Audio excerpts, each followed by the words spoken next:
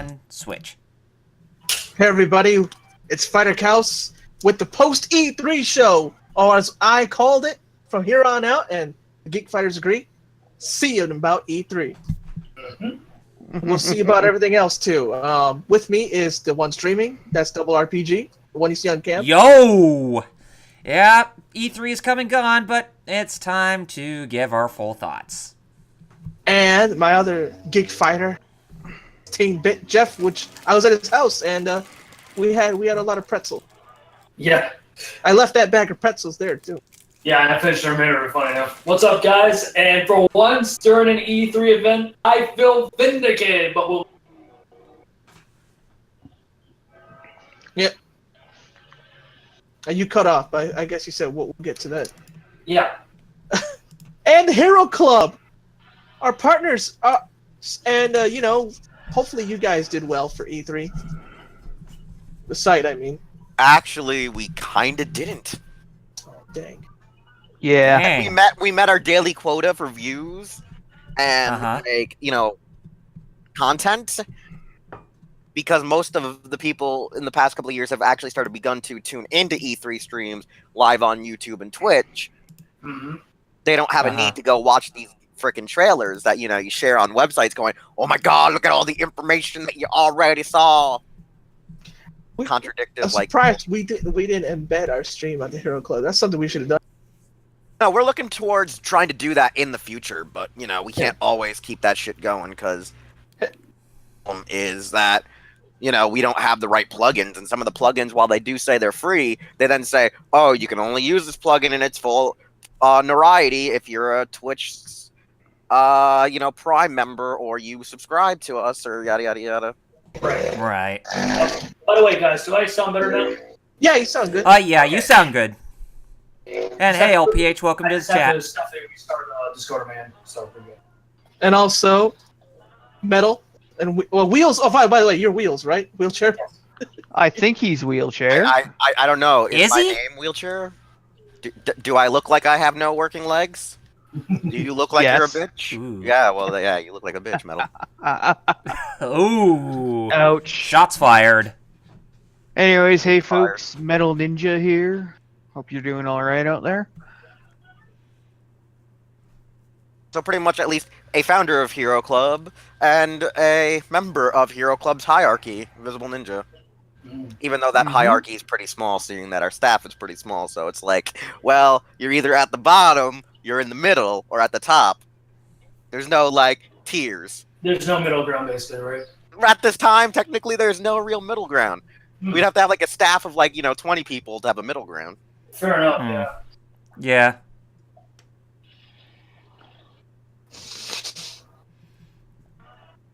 So, E3. Oh, Metal. You're Metal. Yeah. Yes, I am. Yeah, here he said hi. Okay. And LPH said happy 3-year anniversary to Hero Club. It's 2-year anniversary. Just 1 year off. Yeah, LPH. Close enough. The title is kicking off year 3 because we're starting year 3 now, so that's our 2nd anniversary. Okay. Okay. Makes sense. If the title said capping off year 3, that would actually make more sense. But we're kicking off our 3rd year. It's good to know.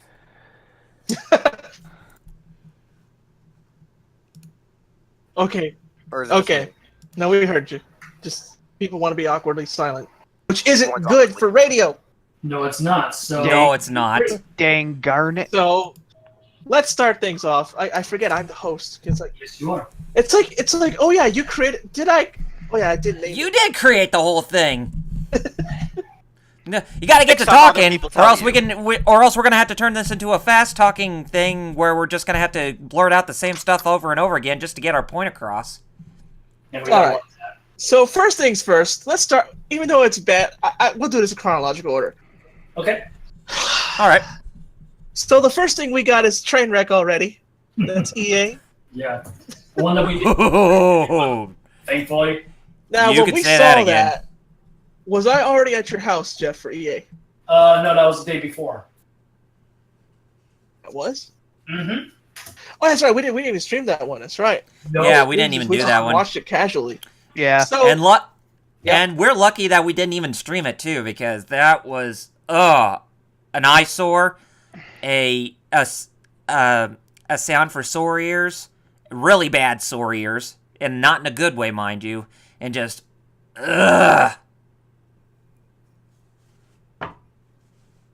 Yeah. You know, I didn't even watch E3. I just heard it was ass.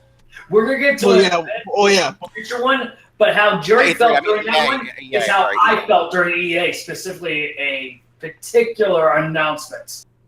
You know So- what I'm Yep. talking about, Jerry, right? EA's was, if you guys don't know, they had FIFA, they had Men, FIFA. they had Anthem, kind of, which No, no. We don't call it Madden. We call it yearly NFL roster update. That's basically what it is. Yeah. We don't call it Madden anymore. It's just now yearly NFL roster update. Our yearly DLC expansion. Exactly. And saying how the rosters can be manually LPH, updated in the community server. LPH said CEA was bad. Yeah, I mean, Yeah. and Yeah, it and he was. also, I guess, he got to play the Smash Brothers demo. Oh, cool. But Anthem was talked about. They just offhandedly mentioned, not even not even with a trailer or a teaser, but one of Yeah, the they didn't- developers in the crowd saying, "Oh yeah, Star Wars." I know. Like They didn't have a big media blowout for Anthem, and that game is coming out early next year. Yeah, February to be exact, if I recall correctly. Yeah, you figured that they would do like a really huge media blowout of just lots of gameplay footage, trailers, and having a demo. Like a really expensive demo to take You know what? place. You know what? This makes me fearful that they're going to kill BioWare. You know what I mean? Probably. Yeah. Well, this is what a lot of people are saying, that this is their old Yeller moment after this. Oh, the final nail of the cross, basically. Yeah. Basically the death knell for BioWare. No, I don't want to see this happen. See, this is why I hate EA. They have Also, not even done yet with EA. So we I had, know that's we had Unravel 2 announced the same and released the same day that it was announced. Now that was a huge shocker for me, because I actually have Unravel on the PS4, the first one, and I actually thought it was not that bad. right. And I only bought it to support the indie developer. I didn't buy it to support EA, because they can go fuck off for all I care. Mm-hmm. Mm-hmm. And finally, But, the thing that got Jeff mad, and rightfully so. Dude, I was Command foaming and- at mouth mad. Command and Conquer is back on the phone. As a freedom. Whoa! Yeah! On the phone! Oh, wait a minute. That's not a good thing. You remember that's Command what and you Conquer? did. It's a freedom game. So Yeah. you remember Tim Curry? He's back in Pog form. He's back! Mm-hmm. In space. So are you saying Space! Bias. The one place that Space. communism has not corrupted. Well, if Wolfenstein's proven us anything, that's a complete lie.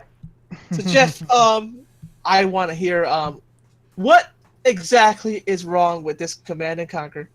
Everything. He's not wrong, guys. I can't even hear what's going on. The way that they debuted it, the freaking name being rivals, the CGI trailer, which was just the entire thing was just trash. Well, you gotta at least give that lady on stage props for at least trying to put on an entertaining performance for the No, whole I will. prison. Enter Renee. Here's the thing. I'm not the biggest fan of Aisha Tyler when she hosted Ubisoft. She's a great person and a great comedian, don't get me wrong, but she wasn't the proper choice for an E3 person, if you get what I'm saying. Whereas Andrew Renee, where she worked in the industry for the last couple of years, specifically, if I recall correctly, for game trailers before that went under, sadly. That's where it works. You get actual professionals that have worked in the field to host your pressers. So I gotta give EA credit for that. But that's the only thing that they're gonna get credit for. Trust me. Yeah. Metal and Wheels, I'm interested in what you. Well, Metal Wheels, you didn't see this, right? I caught up a bit of it. Like I think Metal was watching it when I came on and we were talking about it. And I think the only thing that was nominally interesting was actually Anthem, which is just Destiny wannabe. Yeah. Yep. Even though articles keep saying it's not Destiny, like it's not a Yes. Destiny wannabe. Because that's funny. Hey, Because I literally keep seeing articles saying, oh, Anthem is more than just a Destiny ripoff, etc., etc. But I'm like, why does it look and apparently play just like it then? Yeah, exactly. Can we all just be real and call it by its true name? Density? Yeah. Because that's basically what it is. Well, to be fair, that already exists. It's called Density 2.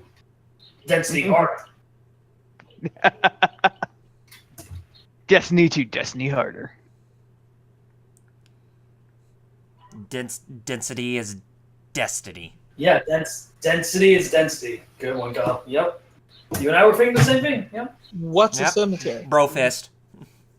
No, like I gotta But- say, EA, they've never really done much good except make like a couple of good sports games. And even at this point, I've stated to VisibleNinja, whether it be EA or other people who make sports games, they should just start making games where they can just add to the roster, either in DLC, content, Yeah, or like, free stuff. Like, because the one thing that always hurts WWE games is like it's like they never change the mechanics every 2 years. It's more like every 4 years the mechanics often change. Like I think this last version of WWE, they've changed the mechanics like consecutively at least 3 times in a row. Where in previous installments, up until 2K took over, it was never always changing its like style of how interactive the matches were. Like older games were never, you know what I'm saying? So it's like when you have stuff like Madden, when you have stuff like NBA, you have stuff like MLB, you have WWE, like no matter who it is,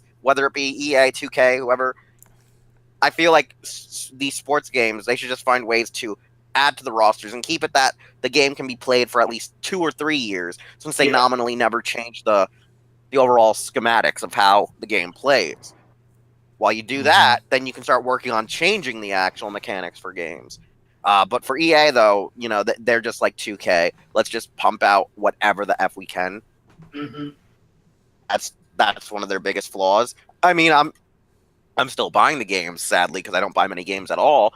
But still, I would like improvements done where I don't have to keep buying a new game every year for $69.99. Right.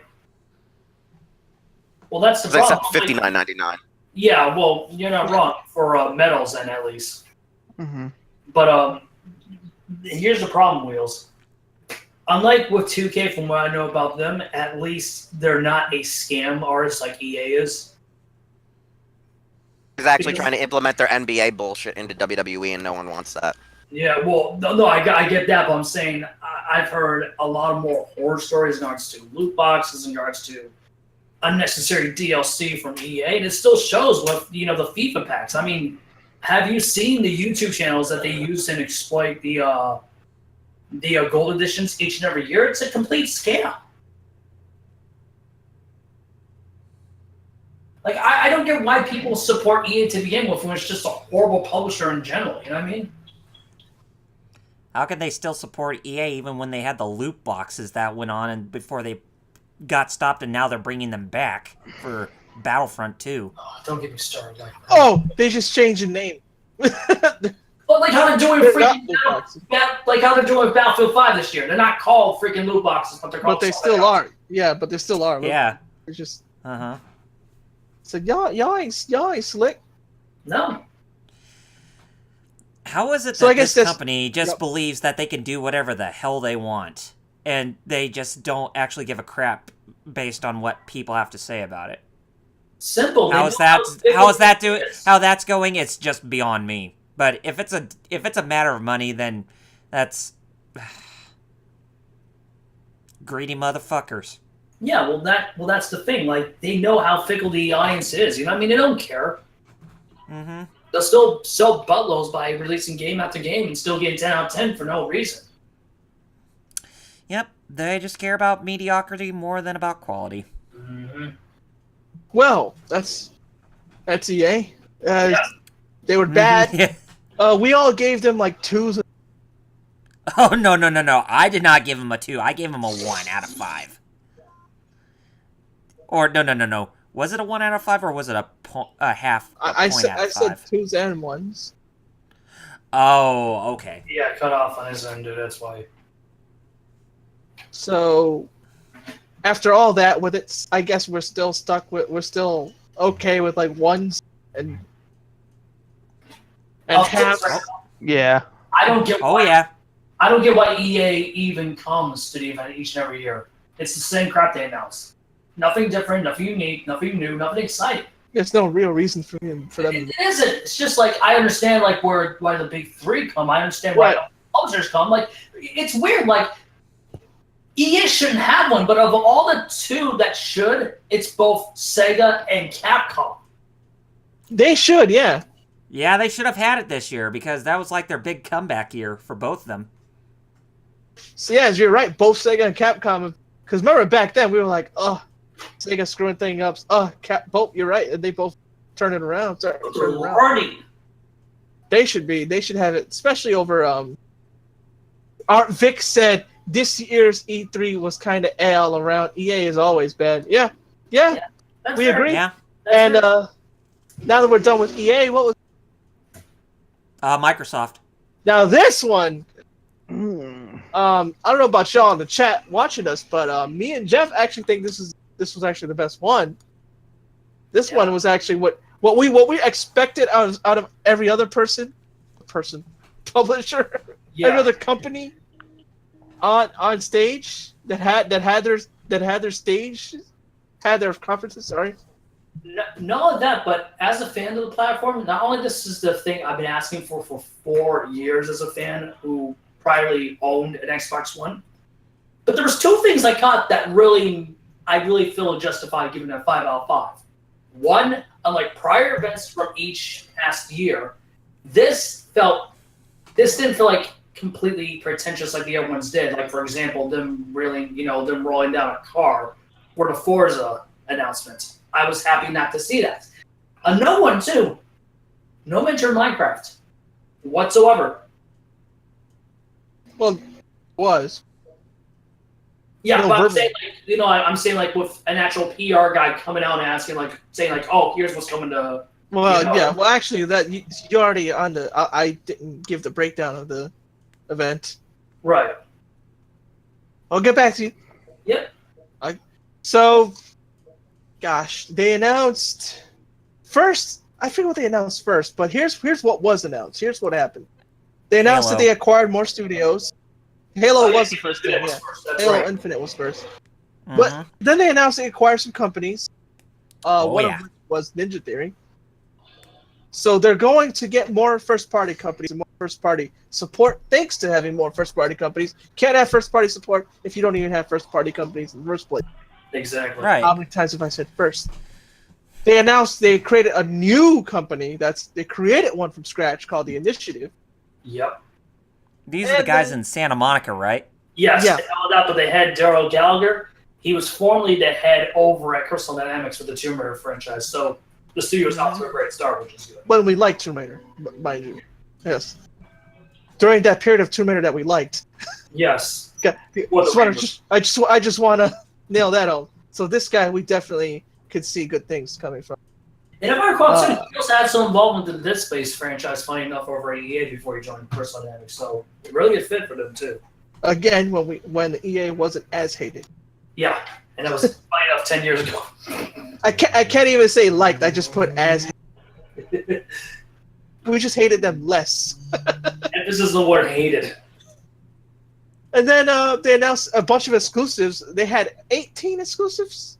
Yeah. Yes. Yep. And then a bunch of world premieres that I was expecting at Sony's conference. I think everyone was expecting it. And they announced them there. So some of those big games, I could see some people saying, "Well, yeah, but they were on Sony. They're on Sony's platform." But Sony didn't bother to mention them. So, like that Microsoft knows they're big, and Sony was up its own butt. We'll get to that. Oh yeah, we'll get to that. They announced Jump Force. These are the ones that are big, but Jump Force is not exclusive. That was the dark horse at E3 this year. Yeah. Yeah, Jump Force was definitely the dark horse. Jump and Force just so you guys is not exclusive, by the way. Yeah, and just so you guys know, Jump Force, it's actually the sequel to J-Star's Victory Versus that came out on the PS4, PS3, and PlayStation Vita. And the funny thing is that game looks a hell of a lot better than its predecessor. Oh, it does. Vic says, I feel like Nintendo held back. Oh. They did confirm because when you guys get to that, which we will. Yeah, and, we will. Yeah, we will. The way you feel about Nintendo is how I feel about Sony and Nintendo. Yeah, especially. So there was Jump Force. There was. Session. Announcement. What? Session, that Skate 4 game. Oh, Session. Yes, that we all thought. Yes, and that's pretty much the only thing close to Skate 4 that we're going to get. Everything but name. It's basically Session. It's Skate 4, but not in name. Yep. Mm-hmm. Which I'm glad for. There was Battletoads, which yes. Battletoads fine. Battletoads being made with 2.5D hand-drawn graphics, which is nice. 3-player couch co-op. 3-player couch co-op. There was. All right, Double R. Now you're gonna have to help me with the game. Sekiro Shadows Die Twice. Sekiro, which we thought was Tenchu, but when I saw the gameplay, I was like, "Wait a minute, there's no stealth here. This ain't. It's its own thing, but it has like I guess homages to Tenchu, which is nice. Yeah, an homage. On its own, it still looks good, so that's good. Mm-hmm. You know, I wouldn't be surprised if we found out during the game playing it if it's a spin-off to the Tenchu franchise. I was just gonna, I agree with you. That or a spiritual successor in some way. Either way, yeah. So what else was announced? Tales of Vesperia Definitive Edition. Yes. That's another one you marked out for. Oh yes. Yep. Devil May Cry 5. Yeah, guys, but don't forget Tales of Vesperia, the game series where it stars only Todd Haberkorn and Yuri Lowenthal. Yeah. Where literally the main character is named after Yuri Lowenthal. I know. Mm-hmm. Yuri Lowell. So Devil May Cry 5, which not only a big market, but as of right now for this year's E3, it's our biggest reaction on our YouTube.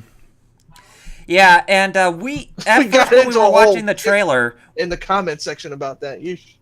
Yeah, when we watched the trailer and we saw Dante riding on that motorcycle, we immediately thought that it was going to take place after Devil May Cry 2, after its cliffhanger ending where Dante rides into hell on a motorcycle, and we didn't even see him through the rest of that game. But then later, when I posted our reaction on our YouTube channel, we had a lot of people coming to us and saying, no, it's right after Devil May Cry 4. It even says it on the website. And we just want to specify, when we have reactions, we don't know about information that's immediately put on hand. What we see is what we immediately take at face value. Until afterwards, when we learn about information, then that's when we'll start to, reflect on things a bit better. So, based on what we do in terms of reaction, don't feel free to correct us. If we get information right. When we learn about information, then we'll immediately put an update in the description saying, all right, we goofed up and that kind of stuff. But because I did feel that even though that we did get some clarification, most of it was understandable, while a few of it kind of came off as being dickish. Yeah. Like, when we're reacting, that information wasn't available. That was a live reaction, not a trailer reaction. Of course. Mm-hmm. That was live. But what else was announced? DMC5. They announced on the same stage. Weirdly enough, not only the same stage they announced Halo Infinite, they announced 3 new Gears games. That's right. Mm-hmm. Gears Funko Pop, which is mobile only, and a Gears strategy game, which I was joking about because I remember, Jeff, I said before, they should announce a Gears strategy game to show EA how it's done. And boom, they did. And that's PC centric for the time being, which I'm completely fine with. I'm glad it's being built from ground up for PC. That's a smart move on. And of course, a mainline Gears game, Gears 5, which I'm not. It looks a hell of a lot better than Gears 4 did. Vic said the live reaction for Battletoads was priceless. Mm-hmm. It's sad that the Battletoads and Jump Force reactions didn't get a lot of views compared to DMC5. Yeah. I thought it was funny for both of those. the Battletoads one and the Jump Force one. Yeah, because you heard me how much I was hooting and hollering. I almost sound like a girl when I yelled out, "Yeah, it's Battletoads!" Oh, you should have heard Jared. And then that Jump Force one also, I didn't. Wow, I'm surprised I didn't get a lot of. Oh God, it looked like he was about to. It looked like he was about to have a heart attack when he saw that. I know. What did I say? Russend these nuts. I'm gonna rescind these nuts. So, is there anything else? Ori and the Blind Forest. Yes. Will of the Wisps. Yeah. 2019. Yep. Oh, Cuphead DLC. Of course, our beginning. Yes. That's where it came from. The Cuphead DLC announcement. Mm-hmm. Where you saw Mugman doing his little thing with shaking his fist forward and have that goofy grin on his face and rolling his eyes. Because Mugman's a killer. Yep. Yeah. And if there's anything else, I don't remember. But Jeff, majority of it actually, yeah. Yeah, that was that Mugman. Forza Exactly, Horizon Vic. 4. Exactly, Vic. yeah. That's why I like it so much. That he was creepy. He looks also like had- We also had Forza Horizon 4 and Metro Exodus shown. And Jeff, Metal on Wheels. You know what, Jeff? I'll get you first. Then Metal on Wheels. Mhm. Since Jeff, you're chomping at the bit. Like. Yeah. Overall, this is what I've been asking, and you guys noticed that I'm an Xbox guy. I've been asking for a event like this for the last 4 years since Phil's taken over, and this is what I've gotten. And I gotta say, as a longtime fan, this is the best E3 briefing I've seen from them since E3 2006, the same exact year that the Xbox 360 was announced. That was Wow, that was man. That was over Powerful. a decade ago. Yeah, 12 years. Wait a minute, it came out in 2005, so 13 years 13. ago? Oh, thank you. Yeah. I remember because I just bought an original Xbox and they announced 360. But yeah, no, this is the best in 13 years. I am not even joking. There's no hyperbole to that. I'm being legit, especially as a fan of the platform. Now, because this is what it's all about. Now that you think of, still feel that 5 out of 5? Oh, absolutely. Oh, definitely. Especially presentation-wise, because we'll get to Sony in a bit. Yeah. Anything else? No. I'm No. happy that Microsoft had a very good showing, and I hope they continue in the coming years. Mm-hmm. I mean, we definitely saw the fruition of Phil Spencer's work as head of the Xbox division. I mean, it was very good that we actually heard about the news how many years ago it was, but now we're actually seeing it starting to take full effect. And I think I love a Vic wrote, the Church of PlayStation. again, we're going to Oh yeah. Too soon, Vic. But I'm glad he wrote that still, because man, that was creepy. you said I was buying at the lip. Metal and Wheels, whichever one of you. What do you guys think of Microsoft? I'll go first, I guess. Yeah, Microsoft definitely brought it this year. Like I said, Gears 5's awesome, and the 2 spin-off games, they actually look somewhat interesting. Like Gears Tactics, because it's an XCOM, essentially, kind of clone, which is good, since XCOM is good. So I have no issues with that. The Funko thing kind of seems like it'll probably be in a similar vein to like the Lego games, just kind of a tongue-in-cheek kind of, take on the franchise, which I'd actually probably be all right with. Yes. Oh god, but yeah, Cuphead DLC again, awesome. Forza as always looks amazing. The Not Tenchu game Shadows Die Twice looks like it's probably going to be pretty intense. I'm pretty sure the Souls-like bros out there are going to love that one. Probably not, because it's been confirmed it's less Soul/Bloodborne, more of an actual action-adventure game. Oh, okay. Well, even better then. Exactly. Well, if Exactly. DMC5 ain't your tip, maybe this would be, if you want Yeah, that. thank you. Yes. Yeah, definitely looking for DMC5 again. Excited that we saw it there, and I remember the reactions. So, I know. oh god, definitely looking forward to it. I can definitely say that. Plus, what else is there really to say about Microsoft other than I think they did, like I said, a dang good job. So, I gave them a 4 out of 5, and I think that still stands. They did a damn good job. Plus, of course, Battletoads. So. Oh, absolutely, yeah. That makes sense. I just hope they get David Wise to return for the soundtrack of that There's game. been rumors going around, especially last month, that it sounds like he might be coming back to compose. So you might be getting your wish. Yes! Oh God! It I has to be pray that confirmed, be but it that be sounds true. like it. I know. I said I pray that is true. Right, but I just wanted to So, bring it. Wheels, I don't know if you saw it or not, but you can at least cut a promo on Microsoft. Oh, yeah, I can cut a promo on Microsoft. Microsoft, Battletoads is the smartest thing you did the entire event. Everything else, you went full weeb. I think. Really, you hit up your boy Bandai. You hit up your boy Square Enix, and you're like, "Yo, dog, we want some trailers." And like, "Yo, don't worry, fam, we got you this year because we know that you've been shit for the last few years because you're Microsoft, and the only thing that makes you good is Steam." Ugh. Because your Xbox is X-boned, and no one gives a fuck about that fucking console. Even now, You're like the Wii and the Wii U. You so Wheels has shit, a- you should be out of here. Wheels has actually a point. Like, even though they did great, there's still a lot of people who don't care about the system. Yeah. Yeah. And that's sad. It is. No, It is it's kind of sad. sad, but it's true To though. me, it shows that there is such a thing as media bias. You know what I mean? To an extent, not full on, but to somewhat of an extent. I wouldn't say But, about like, publications like IGN or the aforementioned other publications, but in regards to how YouTube gaming is, there definitely is a media bias.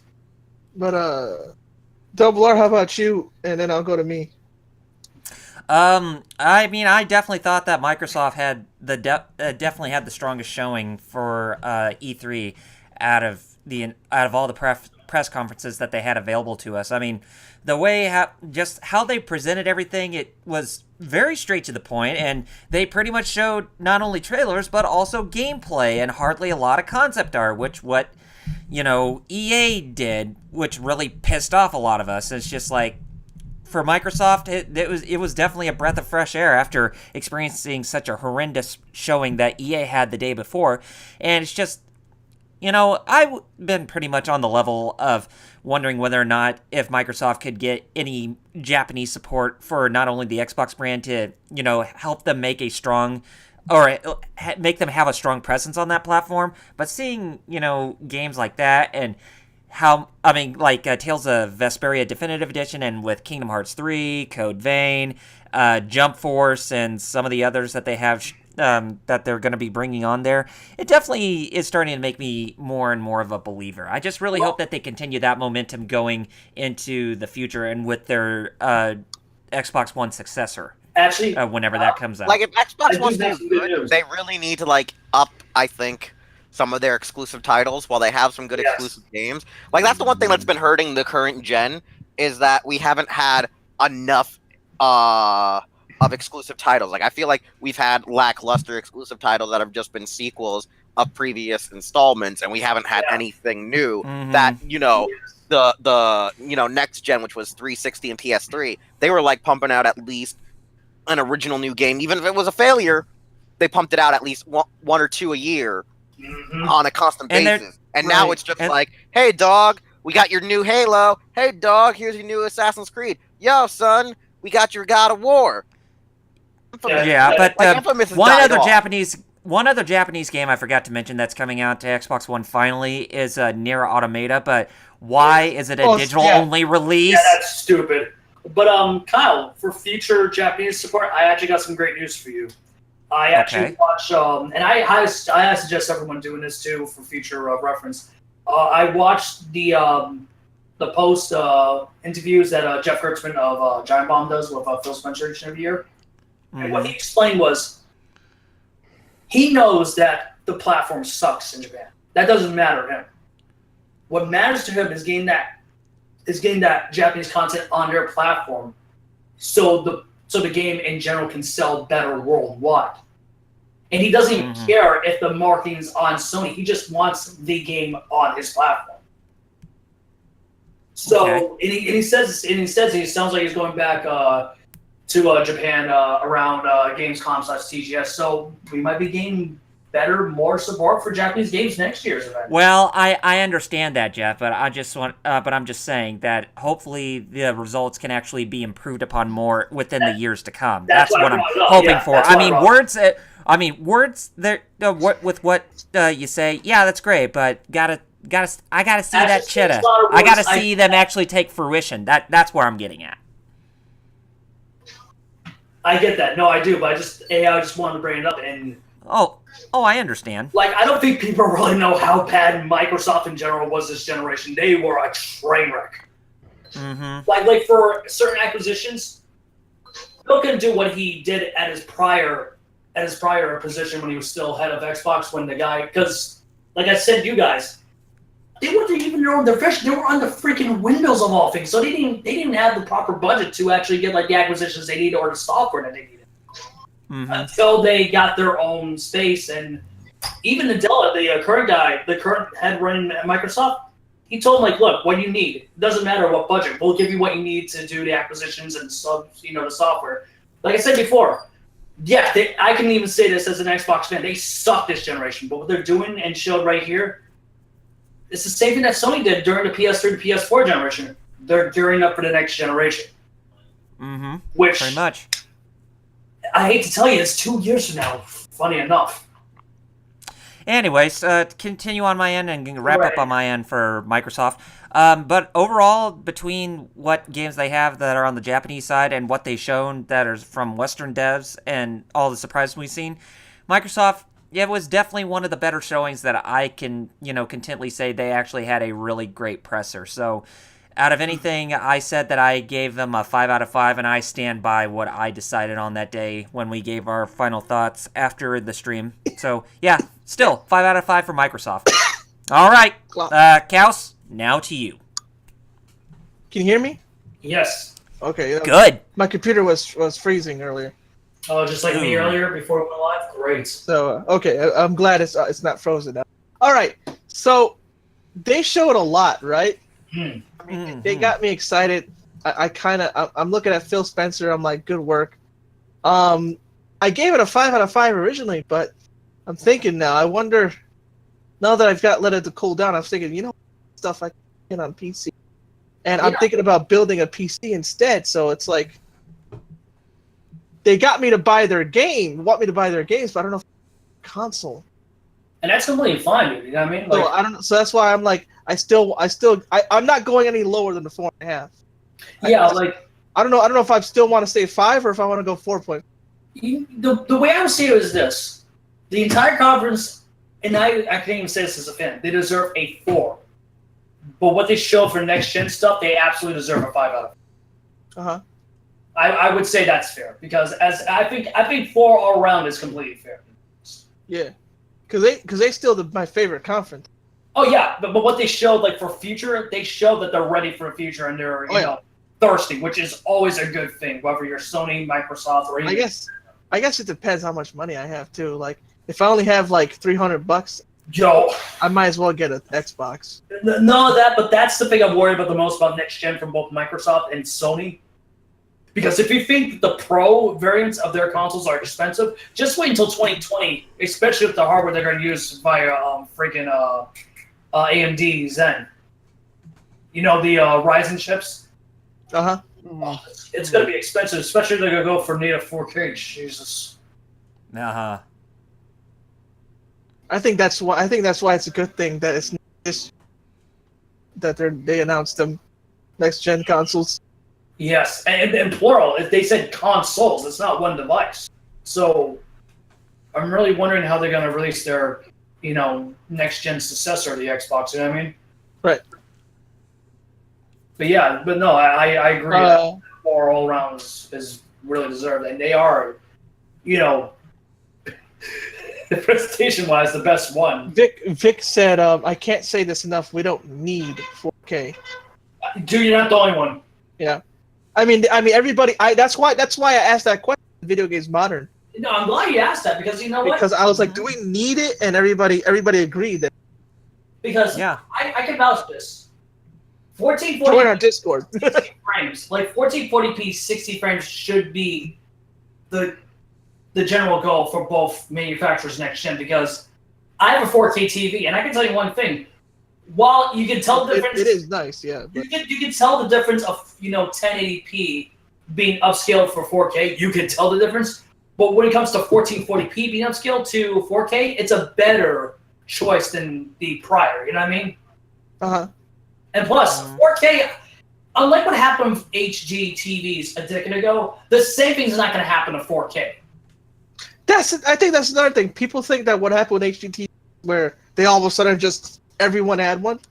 That's not necessarily going to happen in 4K. Right? Because here's the thing. You and I agree with this, Jerry, because this is more 4K isn't going to be like how DVD players evolved into eventually Blu-ray players and how regular TVs evolved into exactly. Because 4K has this one problem where some of the qualities and the presets and the settings for them are at the level where pure 4K is so good, it actually is bad for your eyes. And a lot of these displays, they just have it at the base settings where it's at that level where it actually causes eye damage. That when people go into the store and like, oh, look at this nice, curvy, elegant-looking TV, but then they actually start looking at the picture and they're like, oh, my eyes. And, like, they pass out. That's what I was kind of getting at, Wheels. Thank you for bringing that up. But here's the problem.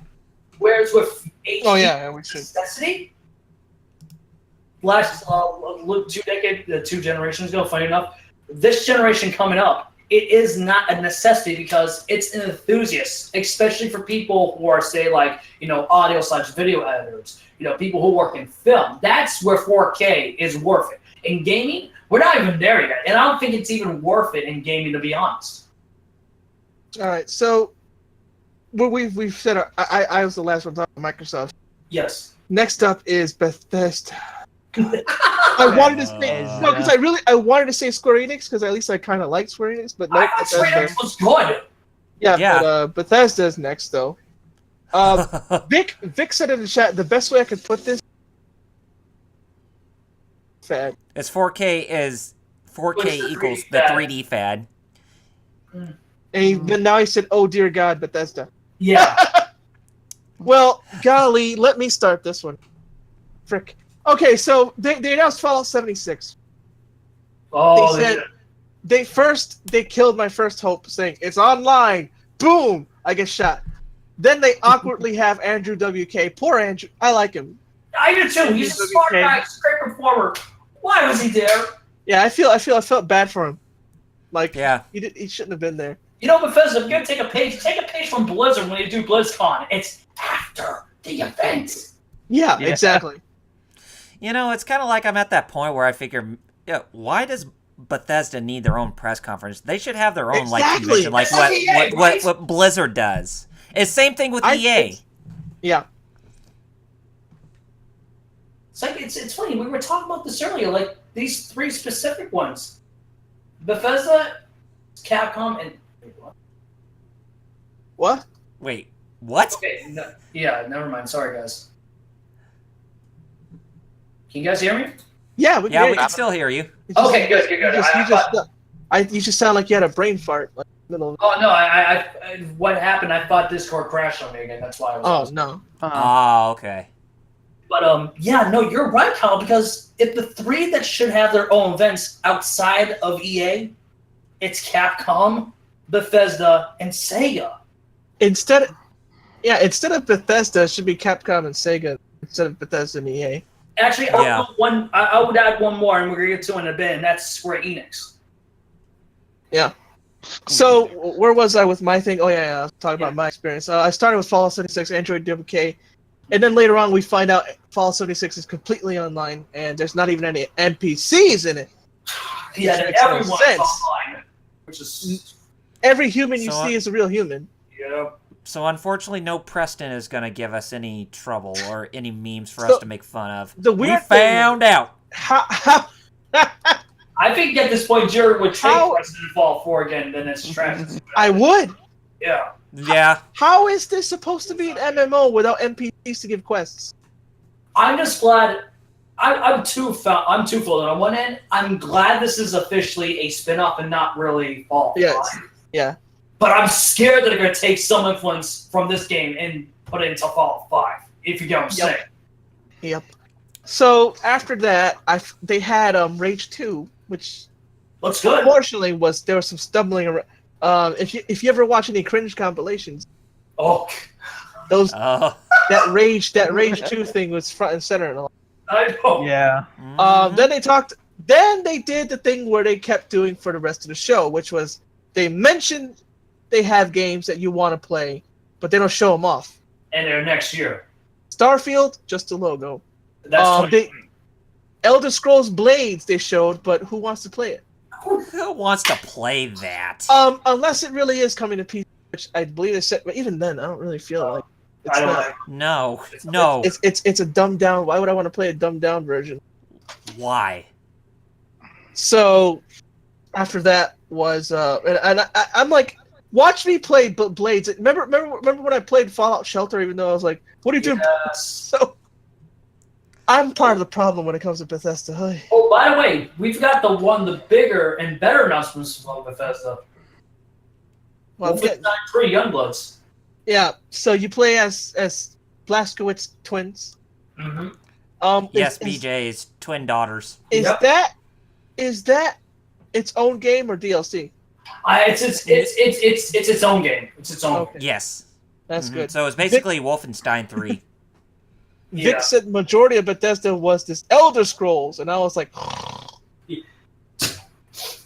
so yeah, they showed Blades. They kept talking about Legends. Nobody cares about Legends. No one. And why are you bringing Elder Scrolls Legends and Fallout Shelter to Nintendo Switch? Yeah, Nintendo said, we don't. You guys port beg. Yeah, we don't want that garbage though. We don't want that trash. We didn't ask for this. We may be port begging. We port beg for good games though. At No, least. And you gave us, and you gave us one good game. Now you're bringing another, and then after that, you give us this trash. Shame on you, Oh, Bethesda. and where Shame on you. Where were the Fallout 3 and New Vegas anniversaries? Oh, they're not happening. It's confirmed. Yeah. Wow, idiots. Okay. Yeah. And then They again, announced Doom Eternal. Doom Eternal, which is sequel to Doom, which a lot of people had just reaction. They liked Doom 2016, but they weren't stoked for this announcement. I wish it was Quake instead, but no, we got Quake Champions. And of course the big announcement: the Elder Scrolls 6 is happening, just like with Starfield, just a logo and that's happening. That's it. And it's Yep, next just a gen. 10-second teaser and nothing more. So see you guys in 2021. If Bethesda stuck to their guns of only announcing games when they're close to being ready, if we might see more of this at Game Awards. Nah. I said if. I know, but knowing Todd Howard, So, we best to chat and trees right Oh, then and there, dude. and then the rest of their show when they're actually at the show floor, all it was Todd Howard looking at people play the mobile Talk game. about East Gilmore looking like a Bond villain, but it's really Todd Howard. So I gave it like a half or a 1 or a 2. Oh, Jerry, you forgot. I forgot. You forgot the one biggest blunder. I don't want to remember. That Amazon Alexa joke for very special. Oh yeah, that's real. That's actually real. Skyrim Very Special Edition is real for Alexa. Why would you do that? Because Why? we put Skyrim on everything, and even on a refrigerator door for an ice cube machine. so you've got that, and I felt so defeated by this press conference. Like, oh, you announced one thing I want, and you only show like really. Mm-hmm. So I gave it I forget if I gave it a 1. I stick if I gave it a 1, I stick by that 1, or maybe lower it down to 0.5. Yeah, Because they announced things I wanted, but they didn't show anything. the more I think about it, I'm with you. I'm gonna give it a 0.5, and I'll say right now they are the worst. Next So week. I don't know if I want Yeah, to go me to Metal too. or Jeff or the Double R or Wheels. I want to hear Wheels. Hey, Wheels, you there? Yeah. You drop. So now that you know what happened, what's your I want a Fallout game where there's online, but I don't know what the fuck they were doing with 76? yeah. Yeah. Yes. 76 is going to be a huge mistake because, like, there's elements that are good that Fallout needed, but there is elements in that property that they brought to it that could roll over and make the franchise garbage. Bethesda does Doom, right? Yes. Yeah. Yes.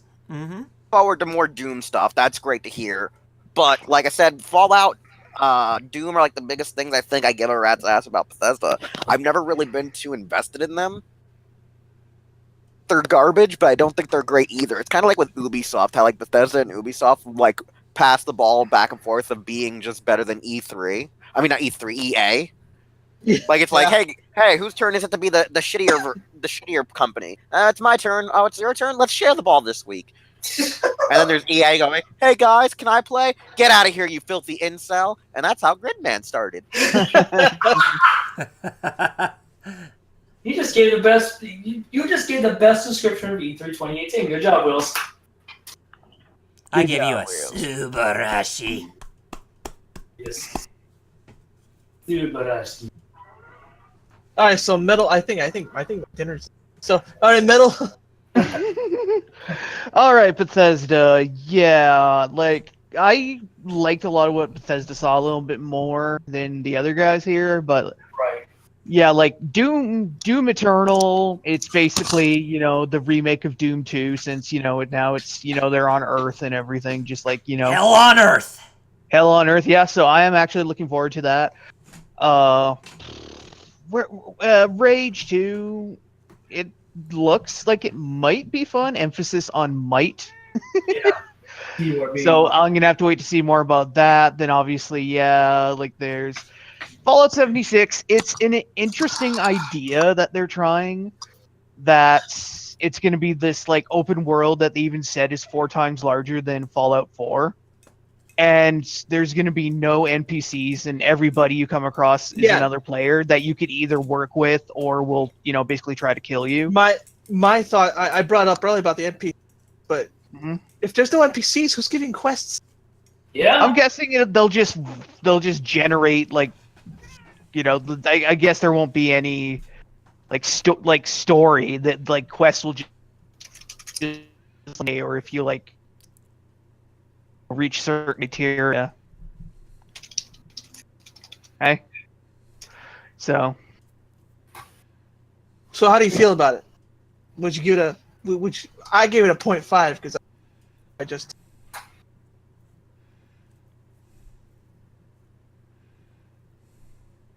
Hello? Hello. Metal? Hello? It's this goddamn, it's this goddamn freaking lag. You guys keep getting lost in the muck. Well, shoot. Well, dang. I'm really Who's thinking that? that Discord is a giant dick. So, unless Metal comes back, Double R and Jeff, what are your thoughts? Who's after Bethesda? Square Enix is after Bethesda. All right, They so make like 2 fucking game franchises ever. I might be back before I have to. I'll BRB. Right. But Okay. just to the chatters are watching us live. I'll probably be back before Square Enix starts, but if not, then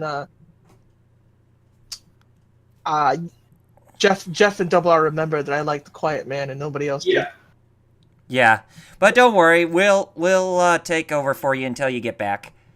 But I'll probably be back in like less than 10 minutes, but just in okay, case. but yeah, Never less than yeah, well, yeah, it should take us that long to get finished with Okay, Bethesda. so between you and I, Kyle, do you want to go first? Yeah, I'll go first.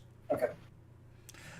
All I can say is, we found out that Doom Eternal's a thing. We found out that Wolfenstein Youngblood is going to be a thing. It's going to be after Wolfenstein 2: The New Colossus. We found out that Fallout 76 is going to be the next big Fallout game, but it's only going to be online. There's not going to be any NPCs. So that means no Preston is going to be there to greet us and give us a bunch of memes that we can actually make fun of and shit on. And there's going to be base building again, which nobody actually gave 2 rats' asses about when it came to Fallout 4. And for the game going to be 4 times bigger than Fallout 4, just expect it to be even more broken and even more glitchy and even more unstable than Fallout 4. But yeah, I mean, that just sums up what I thought about Bethesda at this year's E3 with their press conference. I mean, they showing off more more things that we didn't really even care about, except for maybe like a few things, like Rage 2, Doom Eternal, as well as Wolfenstein 2, Wolfenstein Youngbloods. But it just seemed like it was just all about Fallout 76 for their entire E3 showing, as well as porting The Elder Scrolls Legends and Fallout Shelter to the Nintendo Switch, which was a really big cardinal sin on Bethesda's part. So, yeah, it was just all cringeworthy, especially when you had Andrew WK, which I don't have anything against the guy, since I think he's a great, rock musician or a rock singer or whatever. Yeah. But just him playing the song before showing off Rage 2, it's just like, ugh. I played a better song in that, during that whole stream, and that was the Wrong of Storms through my soundboard, because that was actually more entertaining than watching Andrew WK sing on stage. And, I would even say it was definitely on par with how Sony has been, had their first two showings where they just pretty much did like a musical number for both The Last of Us Part 2 as well as Ghost of Tsushima, but we'll be getting onto that pretty soon. Yeah. But other than that, Bethesda, I would have to say you were neck and neck with EA at this year's E3 with who had the worst showing. But at least you did show some games that I actually have an interest in, a couple of them at least, and those are Doom Eternal as well as Wolfenstein Youngblood or Youngbloods. But other than that, you were another borefest. So if anything, I'm giving you guys the 1 out of 5, whereas for EA, I'm changing that grade and giving them a 0.5 out of 5. So that's basically pretty much how I felt with Bethesda in a nutshell. Right. So why don't you go ahead and deliver your thoughts, Jeffy?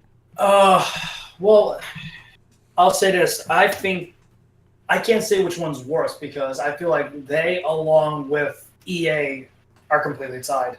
To the point, I'm going to give the same score I gave EA, and that's a 0.5 out of 5. Like, yeah, you're not wrong, Kyle. They have great games that they show, but the entire presentation was just a crap show. Yeah. And that stage layout that they had was pretty weird as well. Yeah, it was. Again, you're not wrong. They did show games that I am intrigued in and I do want to play eventually, but they're not games that are coming out soon. They're coming out like next gen, like in regards to like Starfield and there's no way that they're current gen titles. They're slated for PS5 and Xbox One successor. Yeah, exactly. I don't think they're even cross-gen, to be honest. I really do think that they're going to be next-gen titles. Like, the only one that I got hyped for was really Wolfenstein Youngbloods, and that's it. That's coming out next year. That's the only game I really cared about at Bethesda's entire briefing. Like, Doom Eternal? Cool. That's great for the people that love Doom 2016. I like 2016, but I honestly think it was its weakest approach to their IPs, to be honest. Like, I really want to see, I don't care what people say, I really want to see a successor or a new game in the Quake series, and not something like we got with Quake Champions, you know what I mean? Like an actual solo single-player experience, like Quake 5, you know what I mean? I want to see that happen, whether it's from id, whether it's a new studio under Bethesda, or an outsourced game. Like, I want to see it and I want to see it happen. You know what I mean? That's a game I really want to see happen with Bethesda, but I don't think it's going to happen. And Rage 2, speaking of which, looks like a great game, but it's not going to be a game I'm going to buy day one because of how, let's be honest, the original Rage, when it released on PC, was a crapshoot. How bad of a crapshoot? Well, a game that's, published by WB Games for the platform type of crapshoot, that bad. So I'm going to be best wait either until at least the PC port's stable, or better yet, wait until it has its first big sale, and that's the Rage 2. But still, from what I've seen, it looks like a great game, and I hope it does well review-wise. You know what I mean? I'm impressed at both review-wise and sales-wise. But those are the only games I really cared about in this year's press run. Compared to last year and the year prior, like 2 years ago when they did their first E3 press run, that was a damn good one. But last year, I'm not going to lie, last year's was better compared to this year's in regards to Bethesda's briefing. You know what I mean? Their first E3 press conference was definitely probably the better one, but yeah, I would have to agree that last year's was definitely more heaven when compared to this year. Yeah. But again, I'm not hating on Doom 2. Like, I'm happy with the people I wanted, but I'm not one of them. You know what I mean? Like, 2016 was a good game. Don't get me wrong, but I want to see something new or something of an IP revival from it, and then just say, "Oh yeah, we're doing Doom 2 because you guys asked for it." You know what I mean? Mm-hmm. I could have waited, honestly. I could have waited until next gen for Doom 2, not till next year. You know what I mean? I think that's a waste that they're doing a Doom 2 right now, which they could have waited until when the PS5 and Xbox successor came out. You know what I mean? Right. Is that all you had to say about Bethesda? Yeah. Overall, they're equally as bad as EA, and I would definitely give them a 0.5. Okay. All right. So with Bethesda out of the way, now it's time to move on to day 2 of our press conference coverage, and the first one up is Square Enix. So. And I'm back, by the way. Sorry. Oh, welcome back. Welcome back. What was your score, Bethesda? Since you cut off there. Oh, yeah. Again, sorry about that. Computer issues. It's cool, man. Yeah. For Bethesda, if I remember right, I gave them 2.5 out of 5. Since like I said, like Fallout 76 has some interesting ideas. I have no idea how it's gonna work, but interesting ideas. Some stuff I am looking forward to, but kind of wary. Yeah. Yeah, so that's it. Okay. All right. So Squeenix time, or Square Enix time. So the games that they showed from Square Enix's press conference. Of course, if Jerry was here, he probably would talk about it. But first thing that they showed was Shadow of the Tomb Raider. Mm-hmm. And then I think they showed more of Kingdom Hearts 3 after that. Yep. Which pretty much was just a retread of the previous trailer that came from the Microsoft press conference. Even though there was a little bit of... It had a little bit of an extension, but it wasn't that much of a difference between trailers. Yeah. And then they actually showed off a couple new IPs. One of them is another joint collaboration between them and Platinum Games, and they're making a new game called Babylon's Fall, which I definitely thought was actually quite an interesting reveal. That in the beat-em-up game that they had. What was the name of that beat-em-up? The Quiet Man, and it's being developed by, funny enough, the former devs that created not only the Prey IP, but its canned sequel, courtesy of Bethesda, Prey 2, Human Head Studios. Ah, there we go. So I'm glad they got. You know what? I'm glad they got more work, because what Bethesda did to Human Head and Prey 2, I will never forgive them. Yeah. And then they also did a recap trailer for the new patch for Final Fantasy XIV Realm Reborn, or Stormblood, that's coming out, or that's about to release, the newest patch 4.3 that's about to come out pretty soon. But again, nothing new there. But other than that, I don't think they pretty much touched up on anything else. It was a pretty short showing. What about that collaboration with Monster Hunter World? Oh yeah, they're bringing Behemoth from Final Fantasy XIV Online, A Realm Reborn, into Monster Hunter World. Because during that trailer for Final Fantasy XIV's 4.3 patch, they actually had a Palico cat that came right behind one of the adventurers, and I was like, hey, wait a minute, that's from Monster Hunter. And then all of a sudden we saw Final Fantasy XIV Stormblood cross Monster Hunter World. It was like, oh, okay. And then, of course, we saw the Behemoth just from Final Fantasy make an appearance as one of the monsters you can hunt. It's like, oh, okay, now that ought to make for an interesting monster hunt. So, yeah, that's the whole collaboration that's going on for there. And, it's awesome to see collaborations like that go on, like, for big properties to come together like that for something special. But, yeah, that'd be something I would definitely want to try out. But, other than that, like I said, there really wasn't anything else big in terms of their press conference. It was only like 30 minutes, which is the shortest for a press conference we have seen. Shortest press conference we've seen during the C3, surprisingly enough. As I was really expecting more, for an update on the Final Fantasy VII Remake or whatever other games that they have coming down the pipeline, especially like on the Nintendo Switch. Like, they even brought up Project Octopath Traveler again, but it's like, I already have that game on lockdown, so I'm ready for something new to be shown aside from that, since, we have less than a month away before that game comes out.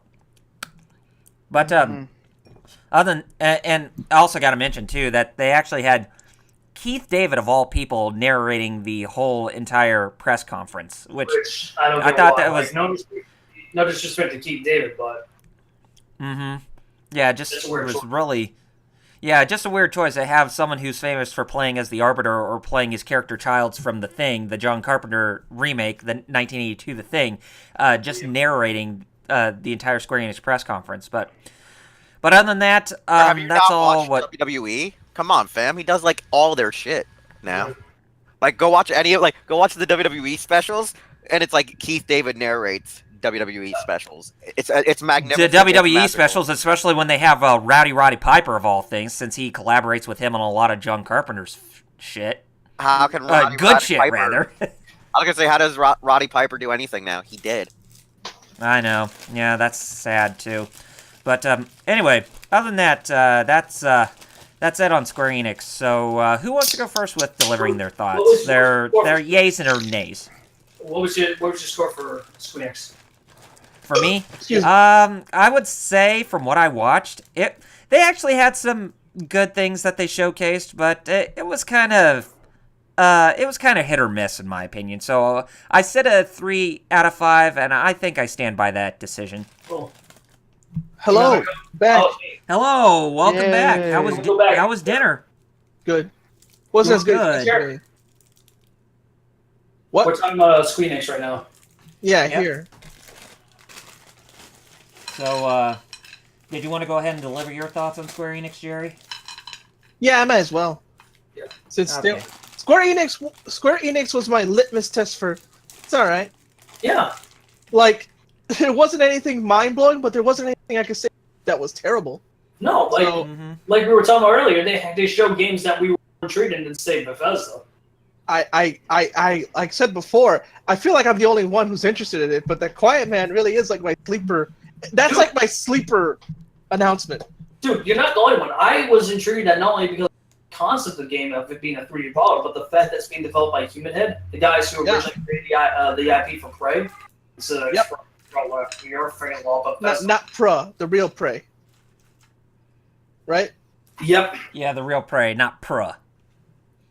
So that's like my sleeper hit because Sekiro is not a sleeper. And definitely is not Ghost of Tsushima. Those are big budget, big, everybody knows those games. Quiet Man. They look good, but they're not like games you want to buy day one, right? Oh no, it's not even that. It's just how well known they are. Okay, I get what you're saying. The Yeah. notoriety is known. I'm Yeah. like, fine. Quiet Man though, nobody's talking about. It's like literally, it's in the name, the Quiet Man. It's this game's gonna be sleep. I feel like it's gonna be a sleeper hit. Unfortunately, like it's gonna have that, which it's all right. And they showed more Kingdom Hearts without sound effects. Yeah. What else did they show? Babylon's Fall. Oh yeah, that looks interesting. Yeah, that's the new collaboration between Square and Platinum. So there were some games that they showed. I'm glad they're showing new IPs by my. I am too, but you know what I find hypocritical? Not from you guys, because I'm happy you guys are hyped for it. I need to see more Babylon's Fall in regards to actual gameplay instead of a damn CGI trailer. Oh yeah, no, definitely. Yeah, I have to agree with you on I agree. that. I feel it. Yeah, I agree with you on that. Because that's what pisses me off about this year's E3 in general. It's like, oh, look at these games. It's like, wait, I thought you guys hated CGI trailers. A lot of people, Bethesda was the king of it, but every company did that this year, Yeah. Mhm. which is not good. No, You guys I need to show want to see gameplay. actual gameplay. You know what I mean? Yeah, you guys need to show gameplay. Not. So I gave it a 2.5. Which is literally out of 5. Out of 5, 2.5 is middle. Yeah. That's where I. That's Yeah. where I stick by that. All right. Like I said, it's how I felt. It's like their presentation was hit or miss. Yes, I mean, right. there was some good. I mean, there was some bad, but it wasn't something to completely hate either. Yeah. Right. So I don't know. I don't know what's going on now. So I guess Jeff. I don't know. Yeah, I was about to ask you guys mind if I go next? Yeah. Go ahead. Go ahead. I completely agree with you, Jared. It's sad that, when we see games that usually support and push for diversity, they usually are the sleeper hit. And I think the same thing's going to happen with the Quiet Man. Because the cool thing about the Quiet Man is it's a 3D brawler that its main protagonist is a deaf guy. Yeah, nobody's talking, right? Which I think is a really neat concept in regards to specifically an action-adventure brawler, you know what I mean? But you know what all the comments were on YouTube about it? What? They were saying, look at this edgy guy, too edgy for me. What's edgy about him? But this is why I hate YouTube gaming. This is why I hate YouTube gaming. They joke about that. They say, "Oh, look at Babylon's Fall," which is nothing but CGI. You know what the cool thing about that Babylon? Not Babylon, but the Quiet Man's trailer. They actually showed gameplay. No. Yeah, that was actual gameplay. No, the transition from live action to actual gameplay in the trailer. Oh, that was dope too. Yeah, that's how you do it. That was pretty cool. Mm-hmm. Also, when was the last time Square had a brawler? Bouncer. I know. Bouncer, yeah. The Bouncer, that was back in 2000, right? Yeah. I got it. That was the first. That was a pretty average game when it came out. God, I can't believe the first two games. I still remember to this day buying the PS2. The Bouncer and Tekken Tag. Those are the first. I remember getting it for Christmas for Xmas 2001. That was the first game that came with it. There was, and you know, there's only two.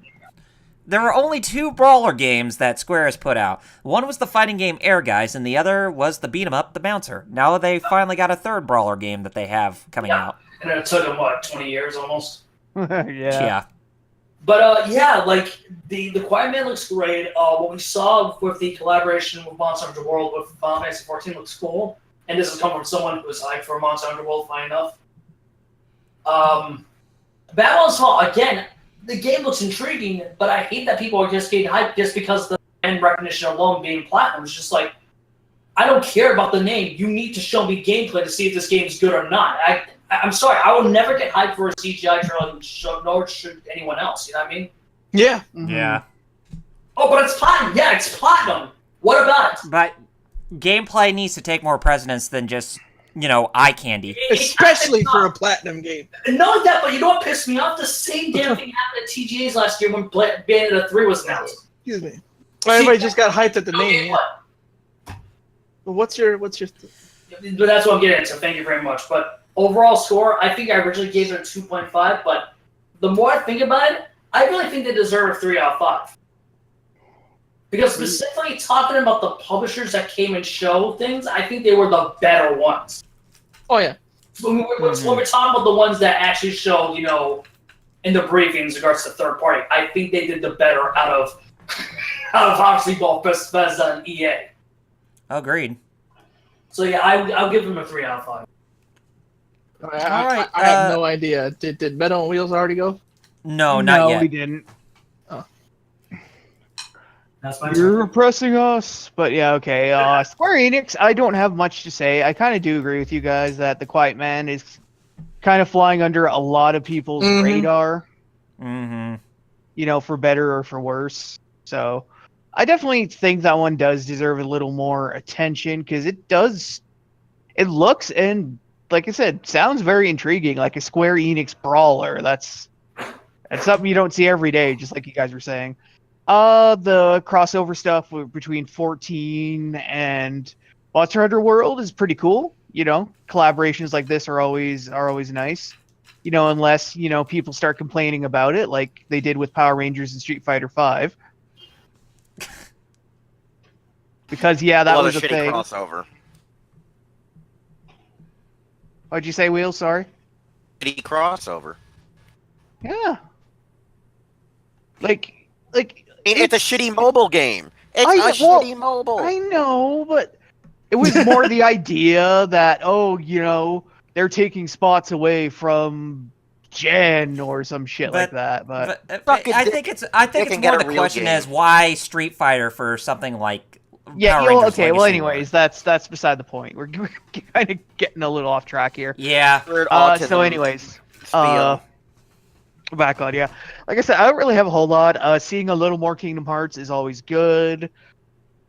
Trailers always cool, and no sound effects. Still, which is weird. Maybe that was a mistake. I'm guessing, or they just didn't have time. But Meow. yes, Mew, you like that, didn't you? You like the Square Enix, don't you? Yeah, but yeah, definitely. No, FF7 remake was kind of a letdown. Them showing off Just Cause 4 when it, had leaked like a week before. Oh yeah, I knew there was something I was forgetting. Like, don't get me wrong. Like, I'm still looking forward to it because I love Just Cause 3, and 4 adding like weather effects now is going to be interesting, especially with tornadoes and thunderstorms and everything. So Just Causer, as Causer. Guru Larry would call Yeah. Just Cause. Just Causer. Yeah. So in all, 3 out of 5. Like I said, there was some good stuff that I'm definitely interested in, but in all, I just kind of. Like I said, no FF7. The Kingdom Hearts trailer was all right. They could have showed more. Is basically my thoughts. Okay. All right, Mr. Wheelchair, you're up. Square Enix just bombed. Just fucking bombed. So many things that people wanted them to do, and they just didn't do it. He has a point. There's a lot of stuff Yeah. that they didn't do. They should have done. Yeah. Probably would have bumped them up from to good. Like the fact that Microsoft and Sony. Hey That's Zen, better. how's it going? Hey, Zen, I think welcome to the chat. I think they have had the best Kingdom Hearts trailers, whereas like Mhm. Sony's was just like, yeah, it's a Kingdom Hearts trailer. Mhm. Like Square needs to do a lot more at times. Like the problem is they only have like a few like. I feel like they only have a few IPs, and then like if it's not Final Fantasy or Kingdom Hearts, it's like who gives a fuck. Mhm. I knew there was something else I was forgetting. Dragon Quest. Yeah. Forgot about that. Dragon Quest 11. Which is like the only Enix side of Square Enix that getting anything. Yeah, funny enough. Zen said, "I'm good. Tornadoes and Just Cause are gonna be sick." Yeah, I that's hope so. what Metal was saying. Yeah, I hope so. I do like Just Cause. I just don't get them at $60. I just wait for them to drop. Yeah. They are good games. I just that- never feel like paying full price. Yeah, I mean that's Yeah, how much like I I got. said, I got the XL edition of 3 when it was on for like $30. So Yeah, so did I. so yeah, definitely like wait for a sale, good, but not like get launch date. Yeah, No. they're still good. They're just Yeah. Yeah, just not worth the full price. Mm. But Anyways, are we Wheels, all? did, Yeah, Wheels. so did you have a grade for Square Enix? I haven't given any grades at all this entire event. So Oh, what am I gonna start okay. All right, fair enough. Right then, I But guess. yeah, Next is Ubisoft. Ubi. Ubi strong. So, I forget. I do a breakdown. All I remember is the only thing that I cared about, which was Beyond Good and Evil 2, which Donkey Kong Country DLC for Rayman Raving Rabbids. Mario plus Rabbids Kingdom Mario Battle. plus Yeah. Rabbids, yeah. Uh XCOM. I was gonna say XCOM Rabbids. huh. Starlink. Starlink. That's right. Starlink has Star Fox in it. Finally, Dab, Star dab, Fox dab, dab. gets- If this game turns out to be good, Star Fox say finally he's game for since Oh God, I hope it's the proper. I hope it's a good comeback for Star Fox in this proper way, and not what we got with Star Fox Zero. Any other announcements before we get to what else did they announce? The Division 2. Yep. With Uh, the fake online chatter that people don't like, they still do. And Yeah. Assassin's Creed Odyssey. Yep. Assassin's Creed Odyssey, which looks more RPG-ish than ever, which is weird. kind of Mm-hmm. might as well be just called Mass Effect Greece. Yeah. And they actually talked about Just Dance. The first thing, got that out of the way before they talked about everything else, Yeah, which I Ubisoft actually is thought was learning. actually a pretty good thing to do. Ubisoft is learning. That's good. Yeah. Who wants to go they first? learned? Really? They are. Yeah, I know. I'm just kidding. That's So, the joke. Wants to go first? Double R? Yeah. Might as Since well. there's two Nintendo things here. I mean, the Donkey Kong adventure for Mario plus Rabbids Kingdom Battle. I mean, it's really anything new, but for seeing a new trailer and seeing gameplay in action, it's making me very interested in actually wanting to try it out. I mean, I still haven't even beaten the full campaign yet for Mario plus Rabbids Kingdom Battle on the Switch, which I need to get back and play that game, since that game is really fun for a strategy or a tactical game inspired by XCOM in that sense. Starlink Battle for Atlas, I definitely want to get that for... Say what? Ice cream, you don't hear it? Ice cream! Yes, I hear it. Ice cream truck. It's ice cream! Let's go get some! No, I'm just kidding. Anyway, we got business to attend to. Ice cream truck. Anyways, business. Just like how we like to call Disney, where we had to go get them baguettes. God. Anyways, so Starlink Battle for Atlas, definitely want to get that for the Nintendo Switch because, the Star Fox crossover. I mean, when they first played that trailer and you actually hear Fox McCloud talking in his gibberish from Star Fox on the Super Nintendo, I was like, what? And then all of a sudden we started seeing little bits and pieces of Fox McCloud, and I was like, yo! And it's just...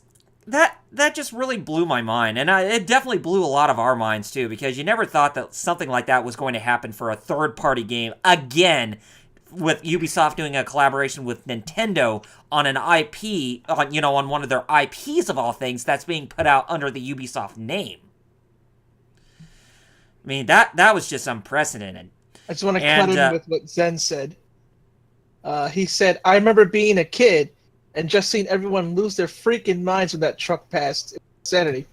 Yep. Go ahead. Pretty much. But Beyond Good and Evil 2, I mean, the trailer with what they shown and even the pre-alpha footage for the gameplay, well, which is not the final gameplay, this is just the first bits of what they have conceptualized before they actually have a clean slate with what they put in for the actual gameplay. It actually looks pretty interesting, but the trailer, though, it really... was quite a shock for seeing Jade for what she is before, the first Beyond Good and Evil. Because, Beyond Good and Evil 2 is a prequel, and seeing her have more of, like, a dark side, she looks serious, like, whoa. Yeah, that was enough to give anybody goosebumps. Yeah. The Division 2, I definitely think it's, I definitely like the direction they're going in terms of its, in terms of seeing the improvements that they made over the first game, as well as, the, visual presentation with the setting and everything. I definitely think it's more appealing, looks more appealing than the first game, with how everything seemed like it was all in snow, and everything kind of seemed like it was post-apocalyptic in a very dreary sense. But seeing some more color and actually seeing some more, just more settings aside from just that snowy setting, it actually looked more pleasing to see. Sad that we didn't hear anything new about Splinter Cell or Rayman, but seeing Assassin's Creed Odyssey with the RPG elements, I mean, I would have to say this Assassin's Creed game may be the first one that I've actually been intrigued and wanting to try out ever since Assassin's Creed 2. I mean, Assassin's Creed Origins didn't really get me hooked up that much because of the whole Egyptian setting aesthetic, ancient Egypt or whatever. But going into ancient Greece, that I may just change my mind. I might have just changed my mind because I do like, old fantasy stuff like that, and especially Norse mythology and old Japanese mythology, which I'm still waiting for an Assassin's Creed in Japan, Ubisoft. Mm-hmm. But that's beyond the point.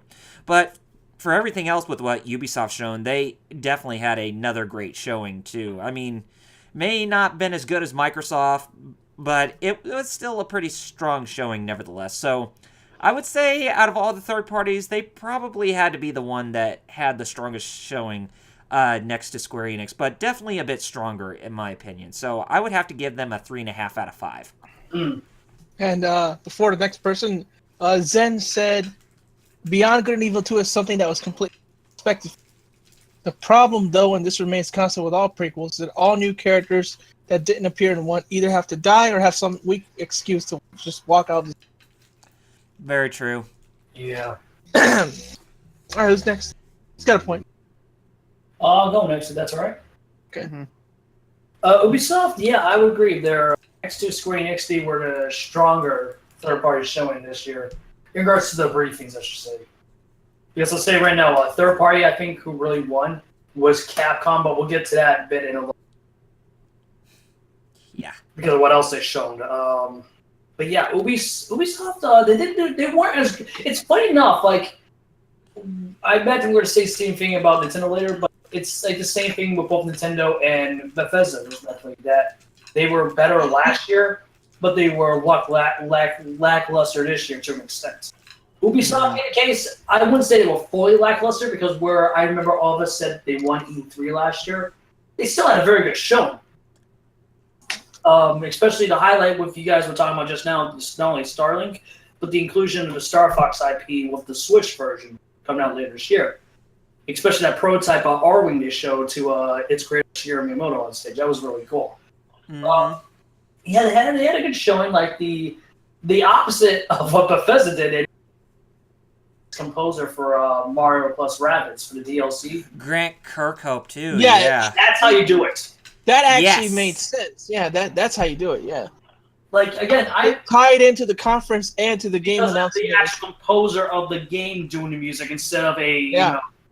inspired by piece. Mhm. Slapped along with the reveal trailer. Yeah, that's Rage 2. But yeah, what they showed this year was good. I mean, I'm not a big fan of Skull and Bones, but I can see how people are hyped for it, especially for fans who really loved Assassin's Creed. Black Flag. Yeah. And I think it's done by the same team too, funny enough. I think so. And from the time being, I think that's only still a PC-centric title. I think so. I think. And to people that were probably upset like myself who we were expecting Splinter Cell, especially the DLC that came out for The Division? for Tom Clancy's Ghost Recon. Rainbow Six Siege. No, Wildlands. Wildlands. Oh, Wildlands. Oh, yeah. Ghost Recon. Yeah, Yes. Ghost Recon Wildlands. I know people were hyped for it, especially the timing, but I think they're going to announce it at Gamescom this year. Either Gamescom or TGAs. There's still, a couple other events that's going on this year.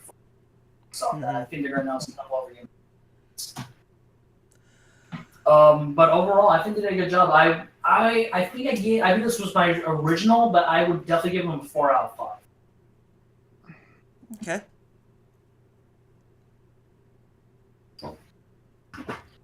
Who wants to go Next. Okay, I guess I'll go next then. I guess I'll start off probably with. Sorry, I had to stretch a little bit there. Let's go. Hey, happens to all of us. Yep. Yeah, but I would definitely say Starlink is probably one of the more interesting ideas, I thought, because, like, I know a lot of people basically say, "Oh, it's Skylanders but with ships," but it seems to be a little bit more than that. So it's very interesting. Plus, obviously, Star Fox. Can never go wrong with Starbucks. Plus Star Fox, obviously, and you can get an actual R-Wing. Yay! Awesome. And it looks a lot better than the R-Wings we've seen so far. Oh yeah. Which we need to remind people that was made by Platinum.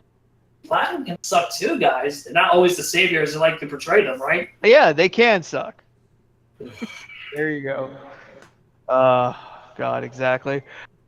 But yeah, I mean, Just Dance, I mean, you got to expect it at this point. And funnily enough, it's also going to be the final game put out for the Wii and the 360 Kinect. Oh wow. It's Wow. actually coming out for the original Wii and the 360 Kinect as well as the Wii U. Damn. And funnily enough, the PS3 version was actually axed this year. Wow. But the Yeah. Wii gets to go on. Yeah. No, the Wii version wasn't axed, but the PS3 version was. Mind blown. That's a publisher that's ride or die for Nintendo, huh? Well, yeah, I mean, like the obviously there's still a market for just the casual kind of the casual games on the original Wii even. So, Ubisoft's like, hey, why not? Pretty much. But yeah, like Just Dance, I mean, their whole presentation was kind of cringy, but then again, what do you expect?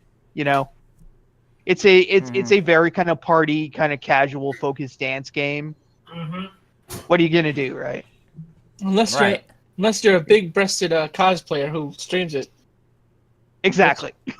Beside the point, though. Because of how you dance, and you. Yeah. Baby. Yeah. Division 2, like I said, like the first one eventually became a decent game. It kind of started off kind of wonky. Oh yeah. I'm hoping they learned their lesson from that and launched the second one with, all the stuff they added into the first one later that actually made it, half decent. I agree with you, but I think because of what happened last time with the first game, I wait until like a year or two. This is definitely sit on it for a while at least. Like you said, maybe a year. They might iron out all the kinks by then. And yeah, Ubisoft, you still love the cringy fake banter, don't you? Like, seriously. Yeah, I brought that. Yeah, a lot of people pointed that out. Like, what is wrong with that? Cringy AF. Like, oh god. Like, not that, but didn't EA pull the same crap with both the showing for both Anthem not only last year but this year as well?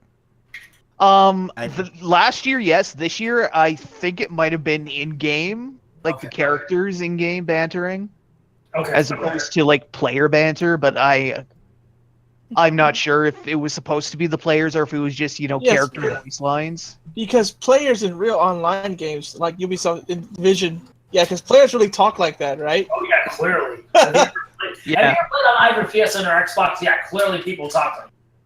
Absolutely. Oh god. Oh yeah, them kind of giving a bit of a tease for their plans for Siege Year 3, which is all good. They're coming out with a documentary about the pro Rainbow Six community, which is actually quite thriving. So it's interesting. Like it's not interesting in that I really don't care about.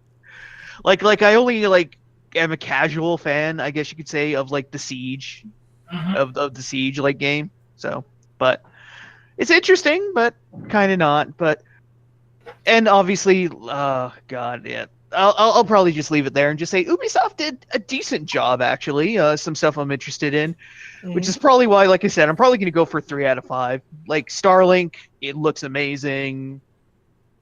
Like really, that's kind of my highlight, really. So is Starlink, because I'm definitely looking forward to that one. Like if anything. Because Metal shit on Skylanders, then eventually he's buying a game like Skylanders. Is it because Starlink is basically Gunpla, and we're both Gunpla? Yeah. Kind of, and because you can like add parts in while you're playing, and they'll actually like appear in game as you just snap them on. So. And Arwing, do. Bop bop bop bop. Yeah, that was Mario. Whatever. Anyways, I'm done. So. All right. The wheels dropped. Oh, Yeah, he's back on. So if he's not with his connection, like it's unstable. Yeah. Yeah. You can, especially with Discord, it can not play nice with his connection sometimes. If not me, then if not him, then me. I guess I'll go next. Okay. It's not his connection. Right. Gosh, you guys mentioned Starlink and all that. I was going to mention that stuff. Yeah. I'm really interested because I like the original Star Fox. Star Fox has been in a good game since in this whole generation. Oh god. Like sadly, I think the best, most recent one was probably 64 3D. Yeah, for and DS, that was just a remake. Exactly. Yes. Yeah. It was just a remake of 64. So. Yeah. But if we want to say one that's forward after 64, then I would have to say Assault was the last good one. Oh yeah, Assault was good. And what gen was that? That was GameCube, GameCube so- generation. Yeah, That's Yeah. like two generations, three? Yeah. 3 generations. Yeah, 3 generations ago. Yeah. Jeez. Yeah, the last 2 good ones were Star So- Fox Adventures and Star Fox Assault. And I don't care what the haters say, I love Star Fox Adventures, so suck it. I liked it too. Yeah. They showed Assassin's Creed Odyssey. It looked interesting. I don't know if I'll like Just Cause. I mean, my dad might pick it up, Mhm. but if not, it's probably another one of those ones where I'll just wait for a price drop. See, that's the Like I problem. want to play it, but I don't feel like I have to get it right then and there. That's the problem with E3 in general this year, and why people are saying that it's disappointing, because there's really not that much games that I want to buy day one. Exactly. Mm-hmm. This year, Yeah. this year in general is a freaking wasteland. So, you guys mentioned a lot of stuff I was going to say, so I guess, yeah, I'll give it a 3. I don't know what else to add that you guys haven't already said. Yeah. Okay. It was a 3. All right. It was. I think I said 3 last time, so I think that's the same score. Yeah. So, Wheels, are you good to go? Yeah, after my, port decided to be a cock knocker. Yeah. Mm. Technology. Wait, what panel are we even talking about? Because I completely Ubisoft. Ubisoft. Ubisoft. Beyond Good and Evil and all that. What did they do? Nothing. They did fucking Well, nothing. yeah. Think they did anything? None of that, but it's interesting that there was no set release for Beyond Good and Evil 2, because you cannot tell me that's going to be a cross-gen game, right? That's not. That's a next-gen game. No. Yeah, at the very least, cross-gen. PS5, Xbox 2. I mean, at the very least, it's cross-gen, but I agree with you. It's most likely next-gen completely. Yeah. Yeah. Like, because that was pre-alpha footage, so yeah, they are not even close to this gen. Mhm. Yeah, Yeah. I mean, like maybe cross-gen, but whatever. What was Wheels saying? It's Wheels' turn. I was like, sorry. did they even do anything? Did they? I don't think they did anything. It's like they. Nothing did they- big. It's official. Ubisoft is making Michael Ansel work at a snail's pace like what Square Enix does to most of its employees. Squeenix or Nomura in general. Don't even know what to say. Both. Mm. Did you like Both. the Division, Wheels? Nah, I don't even give a fuck. That's fair I enough. think I even looked at what they did this year. I think they kind of really dropped the ball here and there. Yeah, I get that. Yeah. Well, I thought they were good. I agree. I think they dropped the ball more than Nintendo, to be honest. But we'll get to that in a bit. All right. So, it's time. Anybody up for some Cringe Fest? That is known as the Sony Cringe Fest train. Oh lordy! All right, so Jesus Christ! let's start this off. Let's get this party. All right, so let me run this side. This is your. Why is it that I gotta remember the bad ones? Because it's simple, Jerry. You said it when you were here. You brought the positivity. It's time for Church of PlayStation, Vic said. Yes, it is. Yep. Better So, get your holy Bibles, everybody. It's church time. We're in a church. It just starts off. We're in a church. We got a dude playing on a guitar. Nephew. How many people understood that reference? Yeah, I did. Tom Hillbilly. Okay. Hillbilly. Sony F up big time. LPH wrote. Mm-hmm. So they start off with just some music. They show Dreams playing music and interludes. And They show. By the way, we didn't even know when this conference started, when it ended, because what they showed at the beginning wasn't really part of the conference. Apparently, No. they were just sitting people. They were still. They're just sitting people, and then after they showed The Last of Us 2, they were like, hey, you got a first glimpse of The Last of Us 2. It's like, are we still in the pre-show, or is this the actual conference? We had no idea. Oh, they're confusing. And Vic said, "Raise your PlayStation Bibles." So then they show The Last of Us 2. I don't know what. And it was like 17 minutes of the same gameplay footage.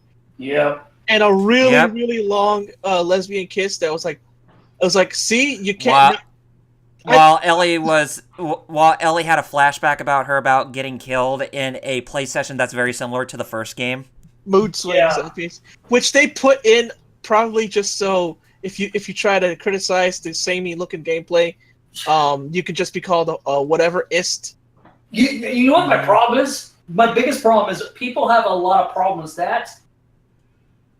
But they should the bigger problem should be is like it has not only the same damn gameplay, but really we're going from the clickers to humanity being bad as the main protagonist, then main antagonist. Really? I know, right? What happened to so we're not? Yeah.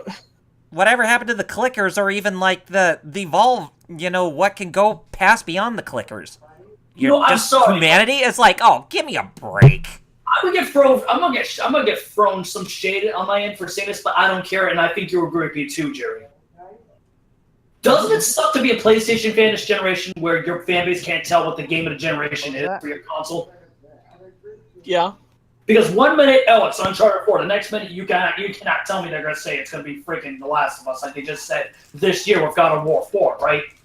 Yep. They can't decide what game that they think is the definitive game. It's like, what is it?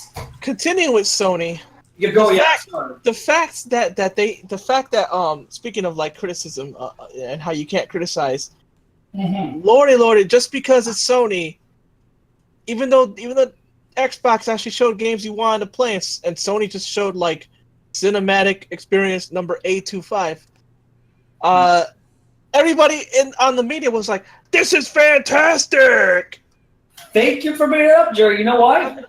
And I'm like, no, it really wasn't. But you cannot tell me that isn't the actual game, right? Yep. You cannot tell me that's not a vertical slash just showing. Right. Because they did the same crap with freaking Uncharted 4. Oh, but they don't downgrade like they do. Because the PlayStation isn't that powerful to, make that big of a game to do to begin with. You know what I mean? Because of the CPU on both the PS4 and the Xbox One being crap. I'm not saying the game's gonna be bad, but it's just, Jesus Christ, guys, calm the hell down. You know what I mean? Mm-hmm. Negative Zen said they killed all the clickers. They're gone forever. But wait, how would that be possible? If, spoiler for the original game, Ellie would have to die to get. Have to cure humanity of the clickers. Well, he goes on to say, wouldn't you be pissed if they managed to cure it somehow? Yeah. Well, yeah, because they haven't really because I thought Ellie was supposed to be the only way, and they did not kill her. Her only way would be to sacrifice herself. And she's still alive, so yeah. Mm-hmm. See, this is my biggest problem with Beyond. Almost Beyond Evil 2, The Last of Us Part 2. I would have been fine with the sequel if Naughty Dog took a page from Capcom's Dead Rising series. Same universe, but different protagonists. Yeah. Yeah. That's what they should have done. I mean, you know what would have been interesting in the Part 2? If we saw if they pulled a Halo 2, honestly, and we saw the side of the evil guys, i.e. the Fireflies. Or even an MGS2. Yeah, that too, but I'm using those two games as an example. But that but no, we got Ellie. The problem with I can only say it, the problem with Naughty Dog, Neil Druckmann. Zen says, just hand wave it. We fixed the problem. Now we shall never talk about how. That's what Naughty Dog's doing. Yeah. And Kyle, you hit the nail on the head because I showed you guys last night. I think it was either last night or the night before about what they did to Amy Henig's original idea for Uncharted 4, right? Oh yeah, you guys showed that. Sam was going to be the Sam was going to be the main bad guy. Nathan's brother was going to be the main bad guy, but Neil Druckmann's like, nope. We need to make Druckmann is the problem. Okay. He is the equivalent to freaking David Cage for Naughty Dog in all seriousness. Because he wants to make you feel for the game. Yeah, he has. They take their games way too seriously. Just seeing the cutscene for Last of Us, you're right, because it screams pretentious David Cage style. It is because they want to be actual directors. Here's the problem, over effort. Then go direct the movie. Go to Hollywood and become a film director. Yeah. I have my biggest problem with Kojima. I know we're going to talk about that in a bit with Death Stranding, but at least he knows to be a competent game director to a degree. You know what I mean? All right. To continue on the conference, since we're still on actual just running it down. So don't worry, guys. So I don't remember the order, but they did show Ghost of Tsushima with the flute guy ever. With the flute guy who became a meme, and I showed you guys one of those memes. Take on Me or whatever the name of the song is. Ghost of Tsushima. At least I mean, anyways, sorry, we'll get to opinions later. We'll just talk. Ghost of Tsushima was shown. Spider-Man was shown last, I believe. Which was ironic. I forgot what was shown in between Spider-Man. Kingdom Hearts 3, another trailer, Yes. but Which- more an expanded trailer this time. Yeah, it was expanded, still no sound effects, but they showed more stuff. Neo 2. Neo 2, right. I wonder if that's gonna be. That's actually- Bring it up. I wonder if that's gonna be multi-plat this time around, like the original game. What else was shown? That's a good question. What else they showed? That Resident Evil 2 remake. Yes! The big highlight of that. You always press got free conference. from that freaking conference. And was that it? Because everything else was like I that was a short. think so. That was And a Death short- Stranding. Death Death Stranding as yeah. well. All right, so now we can get into opinions. Jeff, I want to hear you first. why me? Because I'm the Sony man. Yes. Yep. I want to hear how much you had top profits Actually, just in the conference. Oh my God, that's right. Go ahead, man. Actually, if you guys don't mind, can I go first? Because I got to go. Yeah. Oh, So sure, go ahead. I'll just give the abridged version of Sony and Nintendo. Ghost of Tsushima, awesome. Last of Us 2, maybe interesting. Crap, I'm getting Neo 2, woo. Spider-Man, sweet. Nintendo, Smash Brothers, yay. No Animal Crossing, boo. Thanks, and tally ho. All right, tally ho, man. Good luck. All right. So, where was I gonna start? With your heart palpitations because of The Last of Us Part That's 2. right. That game almost killed. Legit. Jeff wasn't kidding. Like And let's be clear, he didn't have the heart palpitations because of the kissing between Ellie and her love interest. No. No. It was the pretentious gameplay that we saw of the game. It's literally more of the same. Yeah. Like- And I don't believe it's actual gameplay running off the freaking console, you know what I mean? Right, that's true. Yeah, because Sony has never done vertical slices. I mean, let's not forget they tricked last generation with freaking Killzone 2, right? Oh, But no, yeah. that's only Microsoft, right, guys? So they showed that I legit almost I was getting chest pain. I spit up all over your floor because I had soda. I forgot where it was in that. Oh conference. my god, I forgot about that. I did too. Because I Jeff too was spit when because Tsushima. Jeff spit up too. We both had Sony almost killed both of us. And the funny thing was, it was back to back. Yeah, that was weird. I didn't expect both of us to start choking. Yeah, we expected that from Bethesda, not from freaking Sony of all things. Bethesda, I did get heart pain there too. Remember? Oh, I actually pulled out my heart medicine, yes. like legit. Jeff's not lying. He saw me pull out my heart medicine. Yep. I was like, crap. I'm a witness. So they did show Ghost of Tsushima, which looked at least unlike Last of Us. It's actually It looks like like a oh game. hey, exactly. It actually does look like a game. Yeah. Like, I they agree. actually care about playing. You're playing a game still. Like, I mean, I gotta give Sucker Punch credit. They still know, Yes. when they make a game, they know how to make a game. The Spider-Man game looks like an actual game too. It reminded me of the good old days of PS1. yeah, it feels Mhm. like a remake of the original Neversoft game. The more you think, the more you bring it up, yeah, but where they showed us, I'm not thinking getting a PlayStation 4, you guys know this, but I might get a PlayStation 5 if they let PS4 backwards compatibility be a thing. Remember what Jim Ryan said. Oh, Who yeah. would Who want to wants play play this? these games? You know, the Why would you play these games? Why would you the Sony equivalent to Matrick? You know, the guy who should be pink slip right now. But continue, Jerry. This is your time to shine. Why would you do this to Sony? Why would you do it? So they and then the thing is they are arrogant Sony again because they think they don't have to show anything. they feel like they're so on top of the world. They don't have to put any work in anything anymore, which is far from the truth, because Microsoft showed by actually putting effort into getting games people play that they lost edge going from 2 to 3. What makes them think they can't do it again? What makes them think Microsoft can't do it again? Like, and I'm a Sony fan, but like, yo, here's the problem, Jerry, and I think it's the same thing too with Sony. Remember how all the problems with Microsoft affecting Xbox eternally? yeah, I don't think PlayStation wants to admit it, and I'm not calling you a liar, because I think out of all the guys over at PlayStation, like Phil, he's the most sincere and genuine person over there. But I think the same problem that's happening with PlayStation is happening with the internal complex in Sony itself. that's the main problem. Yeah. Yeah. And it's funny that Sony should be the reason they have this saving them. Yeah, the reason they have that mindset is because of the freaking higher ups that don't have a clue. Like, by the way, Kaz, get the hell out. You're doing more damage than you did when you were with PlayStation. Yeah. Yeah. Let Shuhei just, take over. He should. Yeah. I would love to hear that if he upgrades to president of Sony entirely. If we could just have the 3 bros running it, Phil, Shuhei, and it's Reggie a bro? I don't know, but no, it's not. No, if anything, it's Kimishima's successor. Yes, he's a good guy. Him and Kishima would be better than in half the 3 bros. Have Shuhei and Kishima's successor, and then we could finally see like all 3.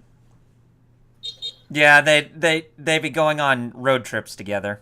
Like like having now they're still gonna be fanboys, but at least it's it won't be as toxic as it is right now. Exactly. Right. Exactly. Because those guys won't all respect each other. And the fanboys, at least some of them, will see that and go, you know what? Even though I like this system, I'm not going to mock the fans of the other system. And there were people on the PlayStation side that said that about Microsoft this year, which I'm glad to see. Well, I'm one of them. Those guys are the actual gamers. Like, listen to those people, and not the blindsided, rose-tinted glasses mother effers that like to say, "Oh, everything Sony touches is a gold," which we all know is complete. Where was my Colony Wars? You know what? -5 stars for no Colony Wars. Why do you have to remind me? -10 stars for no Legend of Dragoon news, which they're never going to touch upon ever again. I'm sorry. No, we got Colony Wars 2 years ago. There was no Man's Sky. And there was some big Sega Atlas news that Sony didn't even touch on. Like the Persona dancing games coming, and Yakuza. And Yakuza, what's that? Hokuto ga Gotoku coming. Oh, Fist of the North Star, Lost Paradise. Why wasn't that announced at your press event? That's a big game. No, but we can include one more thing of why Sega next year should have their own presser. Yakuza 0 and Kiwami coming to PC. Yeah. But I really didn't expect there was a 50-50. There was a legit. Oh yeah, because of the IP itself. I agree. Yeah, because it's like, who besides us still cares about North Star? Which, funny enough, you would think would be more prominent because of how more of a. Oh yeah, and LPH made a good point. Right. No medieval news. Oh, right? No, why would they announce freaking PSX? Which I hope is better this year. Yeah, why would they announce that at PSX and it not have nothing? Oh, I pray to God it's better this year, because last year was. Last year was a terrible waste. Because it felt like they took influence from PSX last year for this year's event. Shoot, I want to be optimistic about Sony, man. I don't want to be negative. Right, exactly. You don't. Right. And I'm the Xbox. And here's the funny thing: I may be an Xbox guy, but as Jerry can attest, he's been knowing me for 20 years. I've had various PlayStation consoles growing up. Yeah. I don't hate Sony. I just hate the generation. I mean, the game that we became friends over was friggin' on PlayStation. Mega Man Legends. Yeah. And the Dying Monkey. What you mean sequel you never will get? Yeah. I think it will happen. So, shoot. Listen, the only way Mega Man Legends will happen is if we have an armed insurrection and show up at Capcom's. Yeah. So let me just wrap up finally Yeah, then. sorry about that, Jerry. Continue. Yeah, Sony. So Sony didn't show much that I wanted to see. They showed some stuff, and there was some stuff that they could have shown, like Hokuto ga Gotoku, and decided not to. So they think they could just get away with not showing anything, and they're going to be proven wrong. So I gave it like a 1. Why do I feel like bumping it to a 1.5? This is what Sony did. Sony legitimately was like, "Hey guys, we're gonna try to be Nintendo this year," but And nobody wants that. Yeah. Well, Because Nintendo is Nintendo, Sony. If they want to be Nintendo, then don't go to E3 and bring all your good crap to PSX. It's not that hard, guys. Yeah. So yeah, who's next? Wheels? Yeah. Do you want to go next, Wills, or do you, Kyle? Hell, I'll go. Okay. Okay. So yeah, it's just Sony. I would say this year you had a really, really big identity crisis with your presentation. Especially when you started off with the PlayStation Church, where Church was in session for The Last of Us 2, which nobody even wanted Church to be in session because we're talking about video games here. Last of Us Part 2, don't care.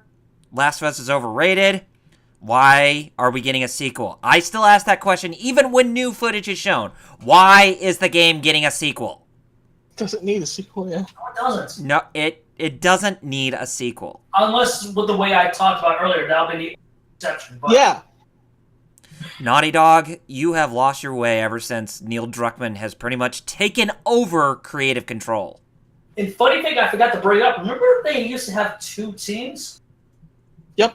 Yes, they've just gone back to 1. Because most of them have left Naughty Dog. And funny enough, some of them went over to 343 Industries. Yeah. Yeah, just shows you how much pissed off they are at the company and Sony and Druckmann as a whole. Now, I hope that isn't the case, but I wouldn't be surprised, you know what I mean? Yeah. But, anyways, and then you went into that whole little pre-show thing before the main event. It's like, okay, was that actually the conference, or are we now going into the whole pre-show bit? And then after that, we went into the show after about a few minutes with, Sean Layden talking to those two on the bench or whatever. And then, of course, we saw a flute player, or flute meme guy, make his debut with Ghost of Tsushima, which, honestly, that definitely is one of the games that actually has got me very intrigued to actually want to try it out when it first releases, which I hope is next year, but I could be highly mistaken. But then, after that, we got sparse news, some good, most bad. The ones that got me hooked, again, Kingdom Hearts 3, the new trailer, or the expanded trailer from what we already seen. But, hey, we got to at least see something new, but still, no sound effects. But Resident Evil 2 Remake, holy shit, that looks like... that... Wait, what? No, I was agreeing with you. What? No, I'd say I get the impression that you were like, it kind of sounded like you were in disgust there. But No, yeah, that's great. but anyway, but yeah, Resident Evil 2 Remake. This definitely seems like how modern Resident Evil should be. If they wanted to, stick into that third-person category, because it seems like it completely just brought back what I wanted to expect within that gameplay style, where you actually go up against zombies and everything is very threatening in that whole game. The layout, at least with the Raccoon City Police Department, was a tad bit different. Ammunition reservation is going to be much more, heavily emphasized in this game. The zombies are a lot tougher to kill. Even if you try to shoot them in the head, they don't immediately go down. And you have to deal with, like, a shit ton of them, too.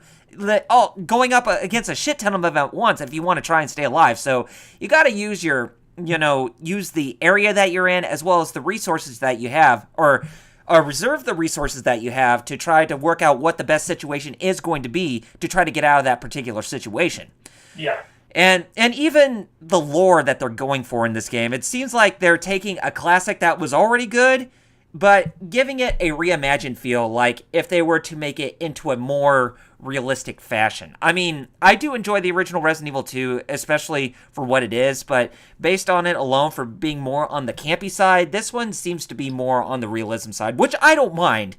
And when you take a look at Leon in the game, you definitely, see that he actually looks a much more believable character than his future self. Because when you take a look at Leon, he's not really, all gung-ho going up against the zombies, which I'm sure that Claire's going to be in the same boat as him, because this is their first zombie apocalypse, their first BOW situation that they had to get involved in. But it's just, when they go up against all the BOWs and the zombies, they just seem like they're green people, meaning that they don't have any experience, and it's really going to make, playing as them, it's going to make it a more interesting and just fun type of experience. It's like you're going back to playing as a new set of characters, and you're trying to adapt to all the mechanics and trying to get out of all the worst possible situations you can get through. I mean, that's the thing that I really like about Resident Evil. It's just based, just not just the action, but also the puzzles and, how you emphasize survival horror in the right aspect. I mean, this to me is like the only... the Resident Evil game done with that over-the-shoulder camera perspective that I have been yearning for all this time in the modern era. I'm not kidding. Right. It's for it coming out this January. I mean, I'm bummed that it's coming out after the holiday season, much like Kingdom Hearts 3. But hey, at least it's not too far off. Oh, a quick diversion for a quick second, because we just finished with Ubisoft. We're talking about that this is hinting to be a next-gen release in regards to Beyond Good and Evil 2. Well, yeah. Michael Ansel, the creator of the franchise, just confirmed via Instagram that they're aiming for a playable beta for the end of 2019. Yeesh. Beta. Next-gen title. Yeah. Yes. Speaking of which, going into RE2 Remake, I actually watched the trailers with Jerry while he was here. Oh yeah, I remember this. MC5 and RE2 Remake, both in full 4K HD. Yeah. And it's funny that they both use the same exact engine, RE engine. Yeah, that's shocking. And don't get me wrong, DMC5 is a good, polished, current game title. But RE2 Remake looks completely next-gen, not current-gen. Mm-hmm. Just how good it looks. It looks more polished. It does. A lot more polished than DMC5. Granted, I'm not saying that. It even looks a hell of a lot better than RE7. I know. Oh yeah. And that was only 2 years ago, right? Exactly, we're in the same gen of console still. And the thing is about RE2 that I kind of didn't like at first, but I will have to get used to it, is the new looks for Leon and Claire. Yeah. It's kind of like how they took that same approach with Claire and Resident Evil Revelations 2, but it's just one of those things that I'm going to have to get used to the more I play it. Yeah. Well, to be fair, it's a game that's still in development too, so they might spruce them up before release, because it is coming out in January. I guess so, but it's just, when I saw what they look like in the trailer, I was like, I'm not really that too keen on what they look like. I mean, I can understand with them, trying to make the characters more realistic, or more realistic instead of, what they looked like in the original game on the PlayStation, but I digress. No, I completely understand it. But, other than that, Death Stranding, still, what the hell is that game supposed to be? Oh, God. Even Kojima trying to get everybody banned. Yep. Mm-hmm. I was just, it's not a game about Norman Reedus. It's a game that's all about the baby. The baby. The baby. The baby. The The baby. The toilet. If I had my soundboard, I would definitely play that, but but I don't have it on me right now. It's just, still don't know what it is, and still no release date. We're calling it, it's not even a PS4 title, it's a PS5 title. Oh, yeah.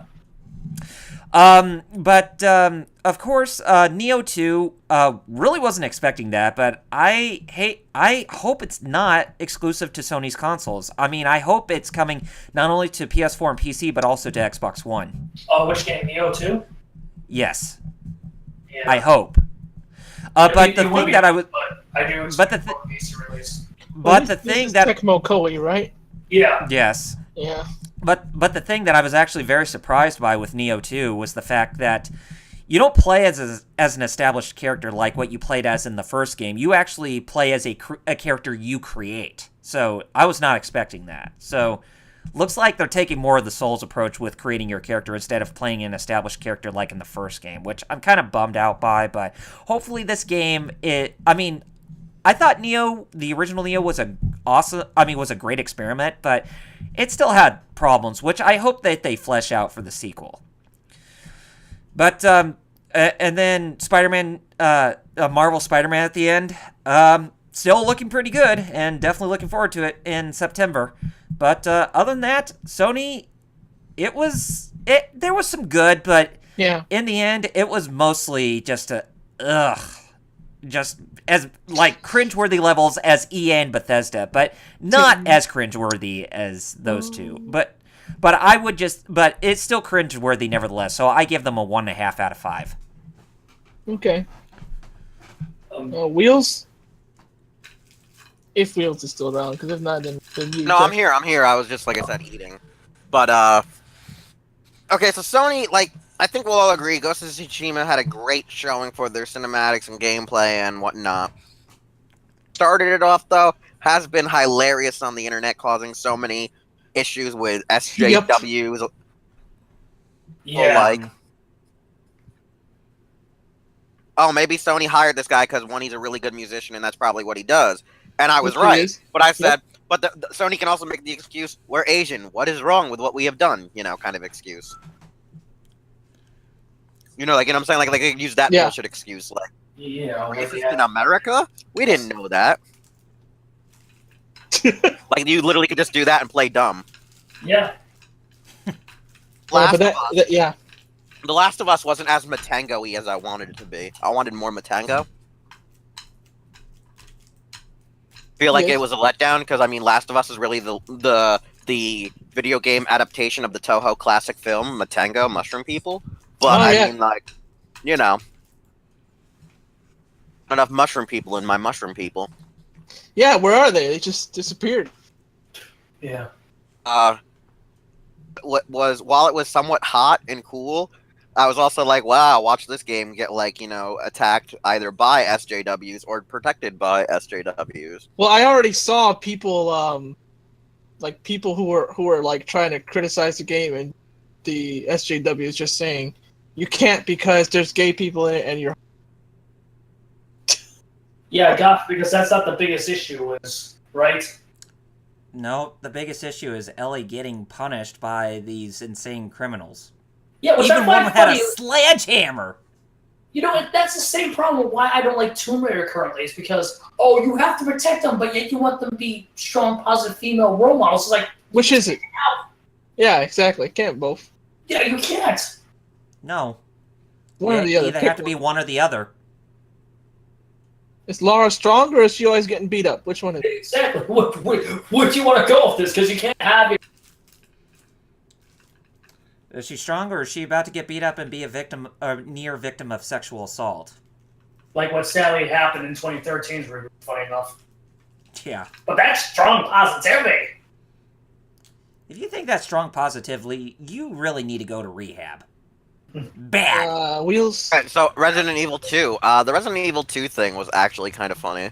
Because one thing was like everyone's been asking for it, but I'm like, wait, did we even get Resident Evil 1 though? Did we? Yeah, we did. Yeah, we got an HD remaster.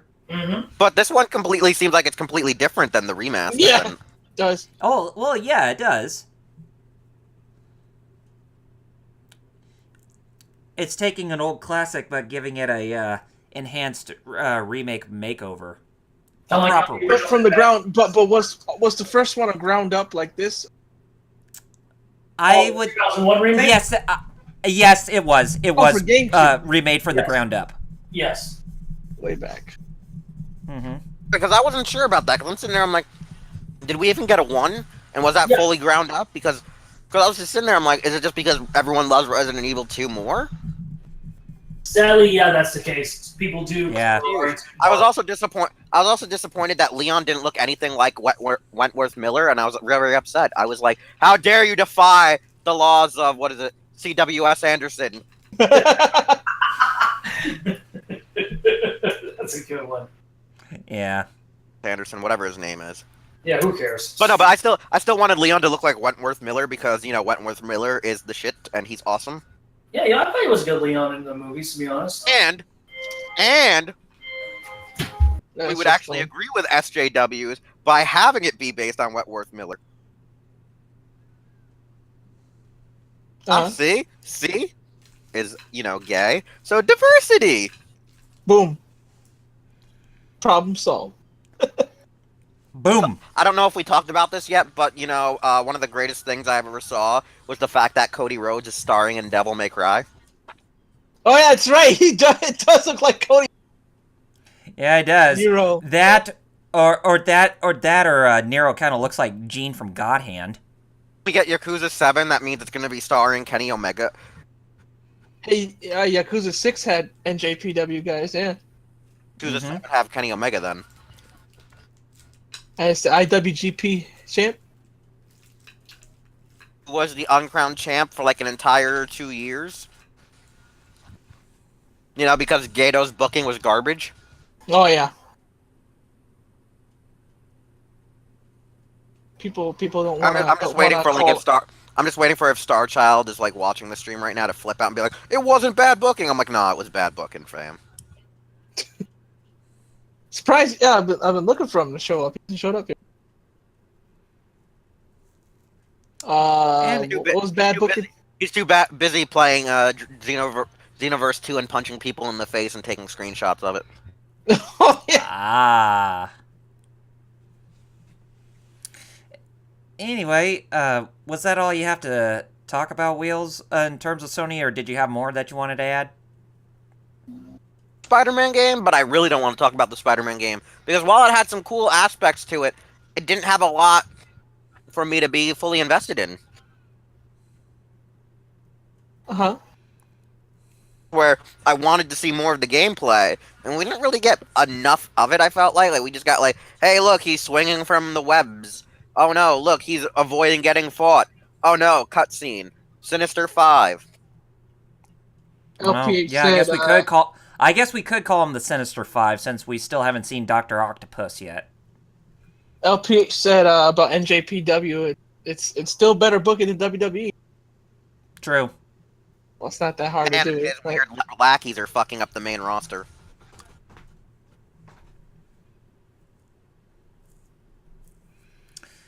All right, Jeff, are you the last one to get your... I think he's still out because he got a phone.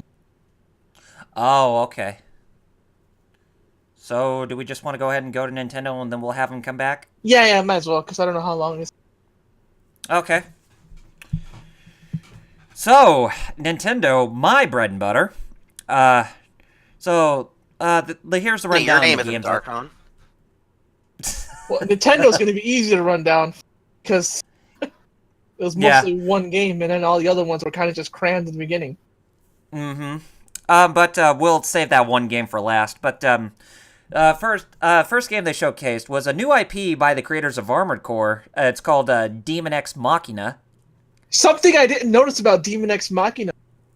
It's not just the Armored Core producer. The mech designer is none other than Shoji Kawamori, who Wheels would know as the guy behind Macross and Gundam Stardust Memory. Mm-hmm. So those are my favorite mechs, real robot mecha, anyways. So I love Kawamori stuff. Oh yeah. And then they showed off some other games too that they have down in the pipeline. Let me get a rundown of what all they showcased. They showed more of Octopath. Yeah, they showed more Octopath Traveler. They showed Xenoblade DLC. Oh yeah, that was the second thing that they showed was Xenoblade 2, the country something or the Torna, the Golden Country. There you go. Yeah, that was the one that came after that. And then of course they touched more upon Pokemon Let's Go Pikachu and Eevee after that. And then they touched upon Splatoon 2 Octo expansion. Yep. And Fortnite finally confirmed for Which the Switch. we all saw coming. And they also talked about a new Mario Party game called Super Mario Party. And this game actually seems to be more of a return to form for what Mario Party is supposed to be. The game that ruins friendships, not the game where you're in a car and everybody's a winner. Because that did not work out well. And then, of course, they had the rundown on some indie titles as well. Overcooked 2, that was one of them.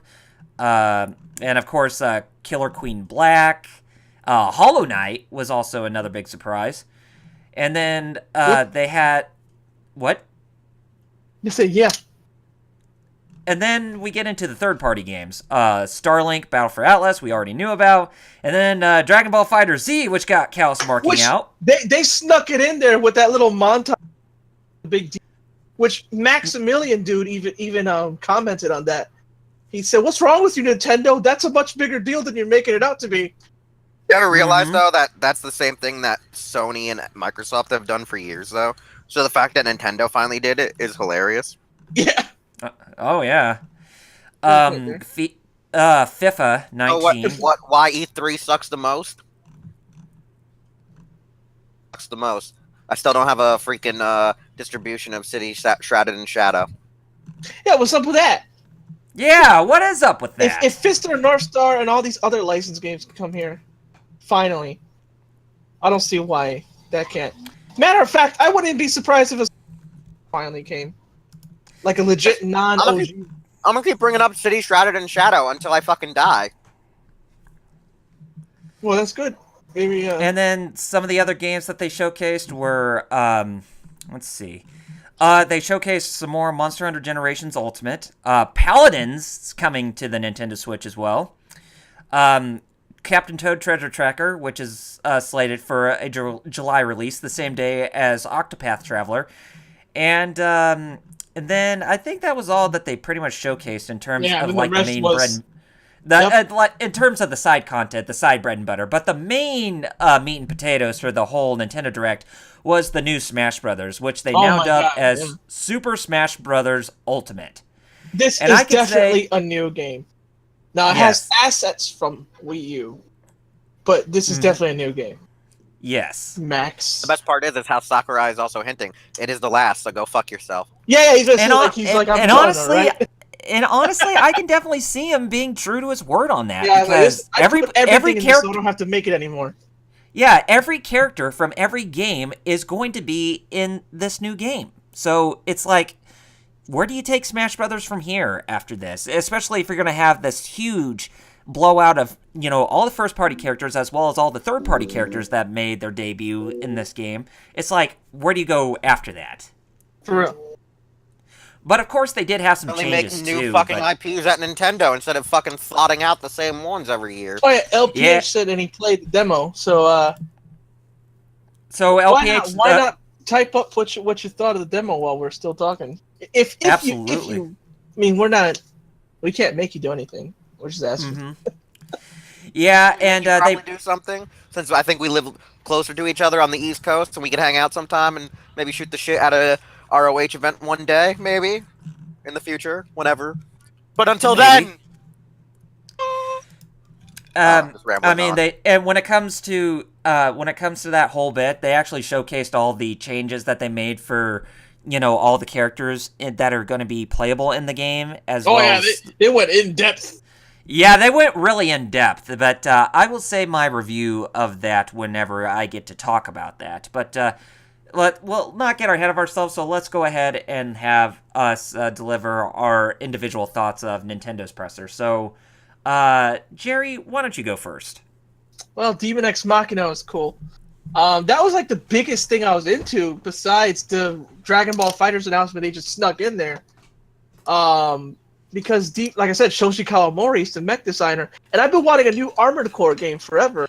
And the fact they got the Armored Core people. It's funny, it's not from Software themselves, but it's still Armored Core's main guys, so I'm happy with that. And Shoji Kawamori knows, just looking at the mech designs, you can tell they're cool. Because Kawamori has been at it since at least Macross, even before then. And if you guys don't know Macross Tech, And if you guys don't know Robotech, that's Is it Starscream? Jetfire. Jetfire. Yeah. Fire. And also he did the mech designs for my favorite Gundam series, 0083 Stardust Memory, which is also Star Child's favorite. Not like, one of the greatest ever called, Mobile Suit Gundam, not your 0083. Talking about the manga. I don't know, not your 0083, the live action script leak. Oh, really? Dang it. The live action script that came out was written in 1983. So the joke that me and Metal call the live action that never got made was called, we call it not your 0083. Oh, okay. Wow. I didn't know way back in 83. Damn. Yeah, we made it like a porn parody, not your call it not your 83 because the film script was Wow. Did I know way back then? So Kawamori. Also, the plot twist is the guy who designed the Turn A was involved with the mecha design originally for this movie that never got made. Kawamori is gonna hopefully, make this look good. And Fighters. My thing with Fighters is I want to know how it runs. Sure, it's coming on the Switch. Sure, it could technically play on the Switch, but is it going to be full 60? Yes, it's going to be full 60. It's going to be full 60 frames. Is it not going to? Is it only going to run in docked mode? I think because the big reason people want that is so they can play Dragon Ball FighterZ wherever they go. I think it's going to be in 60 in docked mode if it's going to be scaled down to 720p on the tablet. Because remember, some games on Switch, unfortunately, when they're undocked, all of a sudden run like crap. Mm-hmm. So hopefully, Arc System took the time to optimize it for the Switch. Yes, not just I hope so too. And because if that's the case, great.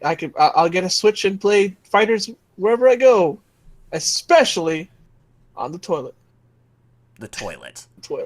Yes. I forgot you'd have your soundboard. Yeah, I know.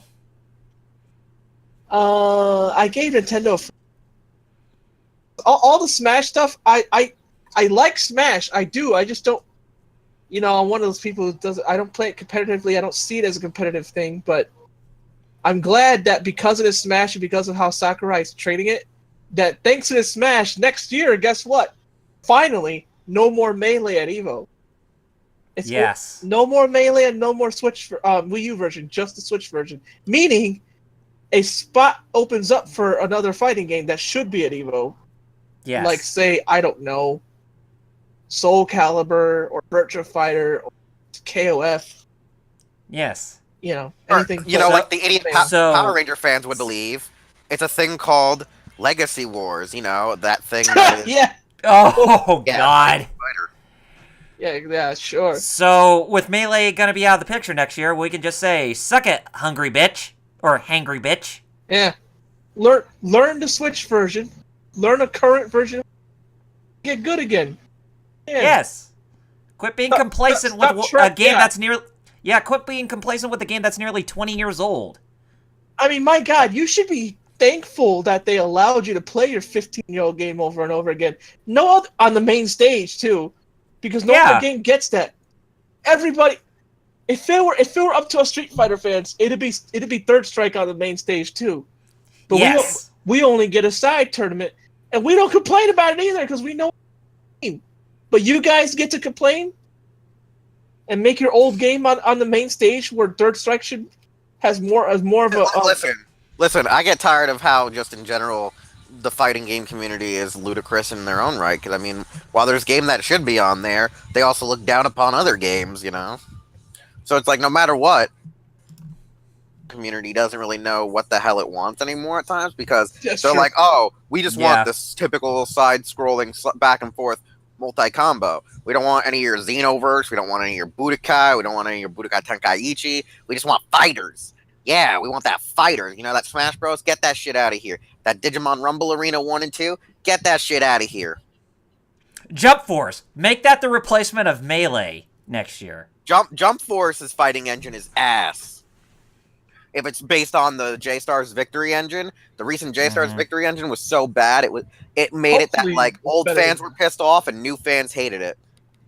Hopefully it's better than J stuff. Yeah, I hope it's better next. When it releases. LPH said not SF Alpha 2. That's another old game that people love, but it's not going to be on the main stage. No. And the same thing, like I was mentioning about Melee. That's yet another game that has more right to be on the main stage, and yet we don't complain because we know it's old. But Melee fans get to complain about. Oh yeah, no, you better put it on the main stage. Look, be happy you guys had those, Yes. because every other old game that has more of a right than to be on Mm-hmm. weren't on, and nobody complained. And we, but yeah, I gave it a 4 out of 5. Okay. I know Wheels. we got this edge. So your thoughts, Wheels? Did you have any or no? Oh, Nintendo. So, I heard you like Smash. So we're gonna waste a half hour or more on Smash, where we're gonna tell you that we're finally gonna put every character in Smash, but we're still not putting in Waluigi. No, yeah. I saw Wah! people get mad at that. Yeah. And I'm gonna say this right now. For anyone who actually went to attend the live viewing in actual what is it, Nintendo World in Yeah, New York City, Yeah. Yeah. you're a moron. Just stay at home, watch it. Like people are like, oh, but it's like, Fandango events and all these things where you can simulcast like the Doctor Who special that they did, with David Tennant and Matt Smith, live together with other people. And I'm like, yeah, that's great and all, but I kind of don't also want loud people shouting when I'm trying to actually hear the dialogue. Yep. True. Like how Latin America had that super privilege that got them in trouble with Toei about how they illegally were broadcasting Crunchyroll streams over every teleprompter in this city's Times Square. Wow. Damn. You've seen there's a lot of people who are camping out watching Dragon Ball's episode as a simulcast and broadcast, and I think Toei Animation was sending several major cities in Mexico and Latin America cease and desists Jeez. because they were Dang. easily illegally broadcasting it.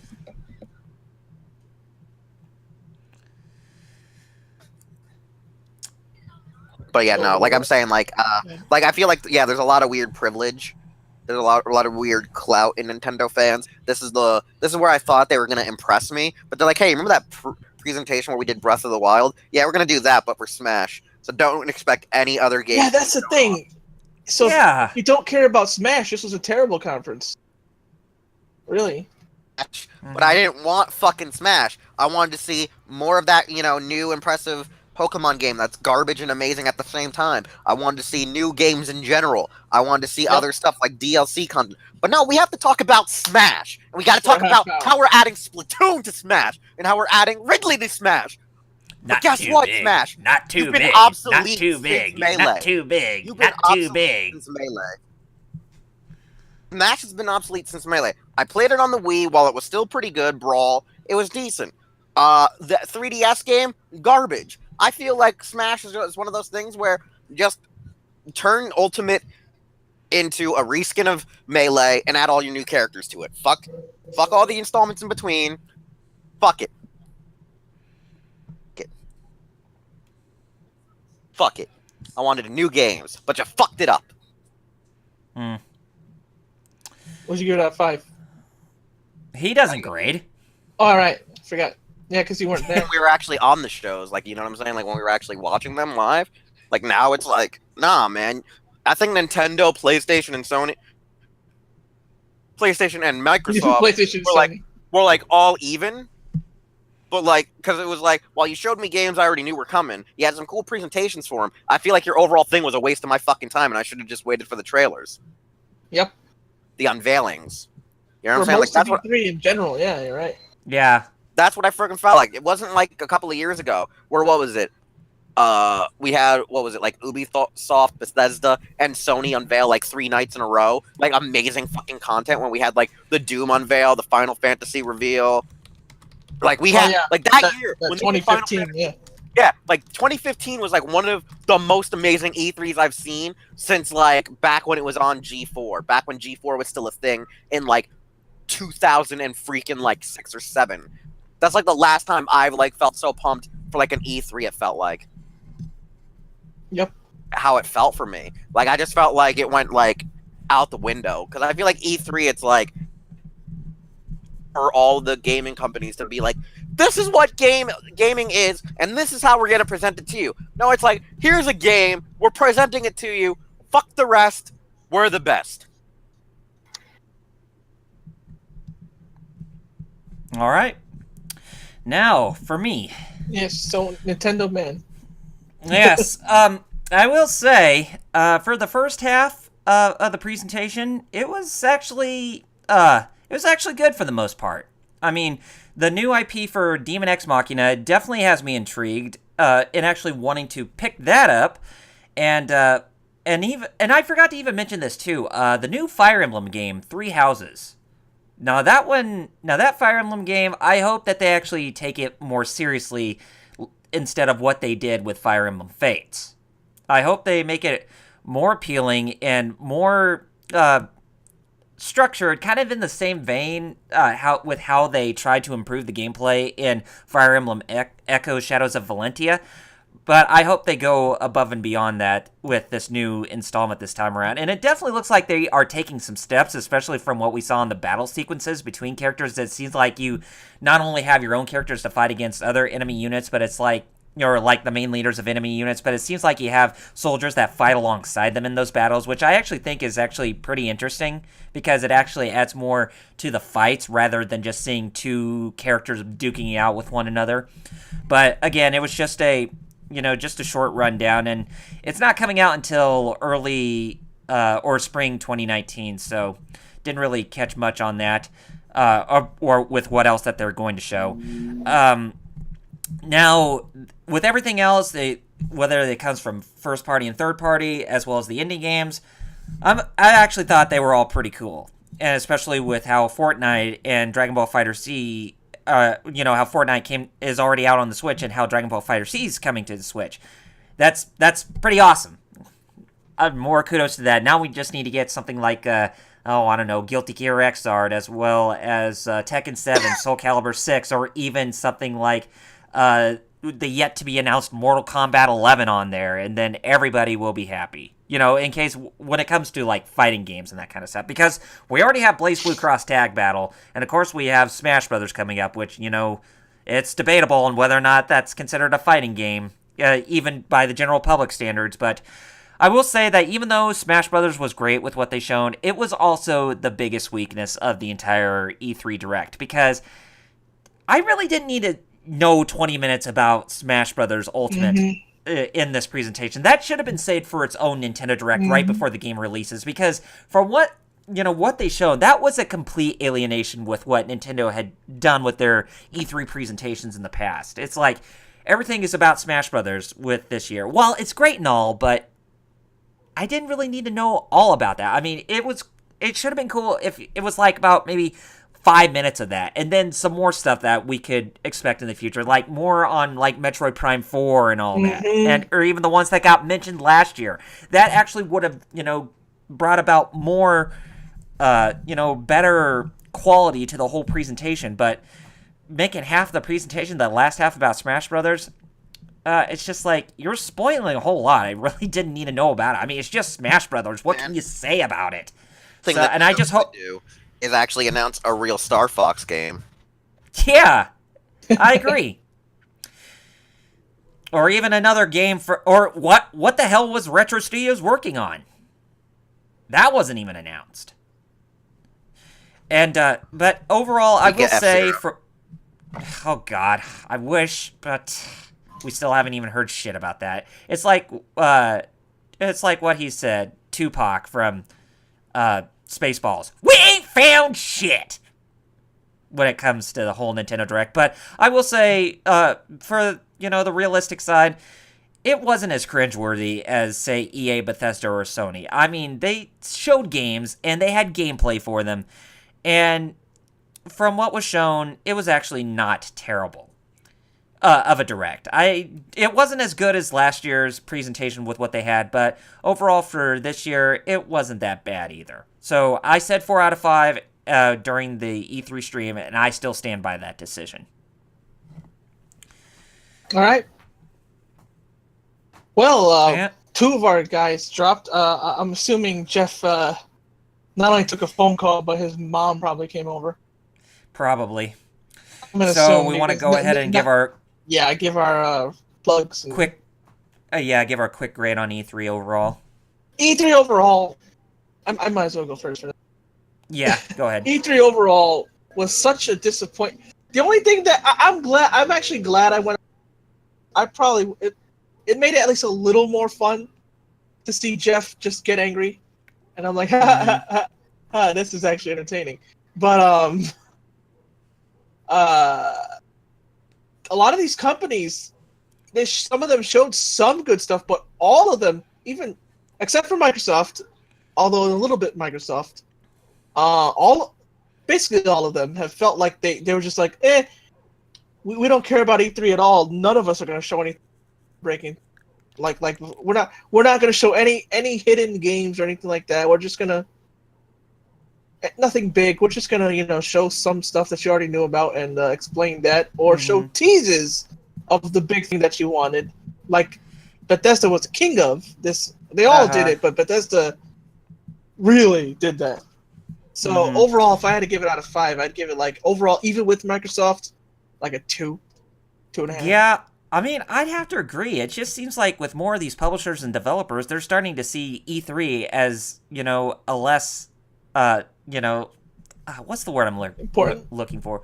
Like, less important or forgot the word. Like a less mandatory thing, because, when it comes to big events like this, and as well as Gamescom, as well as TGS, you want to bring out the big guns with delivering, the big of surprises. But now it just seems like with E3 every single year, it's starting to become less of that. I mean, I can understand why, because, going to conventions and doing all the stuff like press conferences and like setting up booths and stuff, they cost a lot of money. And I know that, a lot of these companies, they want to try their best to save on a lot of money as possible. But it just seems E3 itself, it was probably the most safest I've ever seen out of all the E3s that we've covered so far. And it's just really just disappointing that it ended up the way as it is.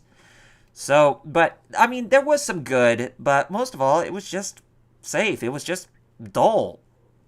Was a bore fest, rather. I mean, nothing too major that really would... I mean, not a lot of surprises that would make everybody just shit their pants in excitement. I'm just saying that E3 as a whole, it was just way too safe. But yeah, Chaos, I would agree with you. I mean, I do agree with you on E3 as a whole. I definitely also give it a 2 out of 5.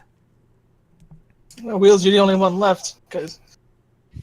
Oh, so like E3, were you at anything? Were you something? Were you even impressive? Not really. You're like a 2.5. You just barely hit the bar. You were just below the bar. You just don't know what to do. But then again, I don't think video game companies know what they want to do anymore. With people like, PUBG and Fortnite coming to town and fucking up your shit.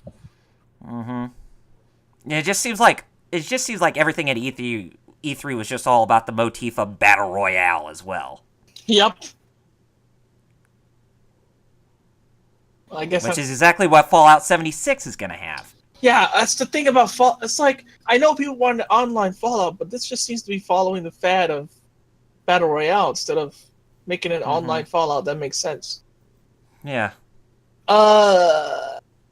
Is that it? We're going to plug now? Anything else? Yeah, that's it.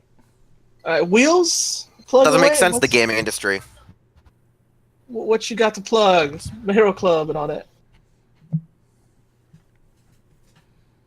We're dead. Hello? All gone. R.I.P. No Hero Club?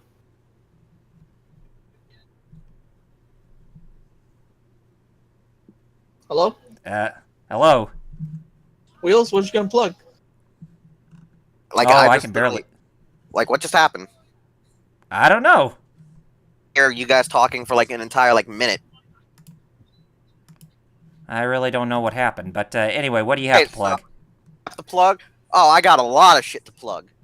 First off, I am Wheelchair21. You know, the guy who founded Hero Club with my friends Project RDM, XBen 3000, and SoundOut 12. We are the guys to help revitalize and bring back the Geek Fighters. We host them at our website when they're not doing stuff on their Twitch and YouTube channels. Yeah, if you want to find their content, come check us out. We are also celebrating our 2nd anniversary, and we're starting off our 3rd official year as being a website. You got stuff like podcasts, toy reviews, news that you can all check out there. Specifically, right now, we are starting our Road to Power Morphicon series. For those of you who do not know, Power Morphicon is the official Power Rangers convention that happens every 2 years. So as we are hyping up the event that's coming in 2 months, we will be doing editorials, podcasts, and just various things about Power Rangers as a whole, due to the fact some of our staff members will be attending the event and trying to bring live coverage, whether it be news, stuff on the floor, panels, interviews, as well as just original skits and jokes and other stuff that is going to be happening there. And then afterwards, we will be bringing also additional new content. We will try to be resurrecting podcasts. We'll be trying to make new podcasts. We'll be making new video series and content and whatnot. Because, there is that whole thing where Jerry wants me to revive the Akari cast while him and Jeff and Kyle do Akari cast Classic, where it's just shorts of 25 to 40 minutes, where you expect me to go the full hour, Yeah, hour the regular, 20. Regular hour run, like a regular hour run or more. And we're also thinking about bringing back a wrestling podcast that we call WRW. The reason we call it WRW is because it actually had multiple names when it first came out. And then eventually we just couldn't figure out which one we wanted to go with for the acronym. It was Wrestling Recap Weekly, and then it was We Rule Wrestling, and there were 3 other names, but the only 2 that stuck was Wrestling Recap Weekly and We Rule Wrestling. Those are the only 2 names that we visibly remember why we called it WRW. Yeah. We Rule Wrestling. Oh yeah, brother. Anyways, like I said, we are bringing back podcasts. We're making new podcasts. We got other content, and we got that Road to Power Morphicon, as well as other stuff that we're trying to do, not just for the Geek Fighters, but for Hero Club as a whole. Follow Hero Club at Hero Club for Life, Facebook, Twitter, Instagram, and the HTML is hero-club.com. Well, all right. Alrighty. Double R. All right, you can follow me on Twitch. My Twitch page is twitch.tv/RRPG reviews. I do live streams, but I've been taking a break since the week of E3 because of getting around for E3, and I'm taking a break this weekend and next weekend, but hopefully I should be back after that, where I can continue more with Final Fantasy 15 Windows Edition, or I might try Xenoblade Chronicles if I decide to do that instead, but who knows. You could also find me on youtube.com, where my YouTube handle is RRPG Reviews, and I do reviews, retrospectives. I archive my live streams, which are from Twitch, and I import them to my YouTube page, as well as doing my side quest videos, which are the Evolution of My 2 Cents videos, where I talk about news in relation to role-playing games, either on the Western or Japanese fronts. And you can also follow me on Facebook and Twitter. My Facebook fan page is facebook.com/RRPG Reviews, and my Twitter handle is @RRPG Reviews. So whichever social media site that you follow, you can guarantee that I will be posting anything that I post on those social media sites at the same time, since they're both connected. So be on the lookout for more content that's coming not only from the Geek Fighters, but from me in the future that you're not going to find anywhere else. So be sure to stay tuned for whatever it is that I have to post up online. And that's me. Okay, so first for the Geek Fighters as a whole, since I'm the head, follow the Geek Fighters right here on Twitch. Go to our Twitter, our Facebook, and our YouTube. Twitter and Facebook are just the Geek Fighters, and YouTube. They're all the links are all below the player. Or if you're on mobile, you hit info, and boom, you'll find banners you can click on that just say our YouTube, our Facebook, our Twitter. As for me, FighterXaos on Twitch. That's FighterXaos on Twitch. FighterXaos everywhere else. Twitter, Instagram, Facebook, Top Boss and Webtoons. If you want to read my webcomic. What am I missing? What am I missing? Something. Or not? YouTube channel. Well, YouTube, FighterXaos, just search for FighterXaos on YouTube. Or As go well to, as the Geek Fighters on YouTube. yeah, that's info. So that's it for me, because the only other thing I think of is Tumblr is not FighterXaos, but who cares? That's still my old Ikari radio name, but... Okay.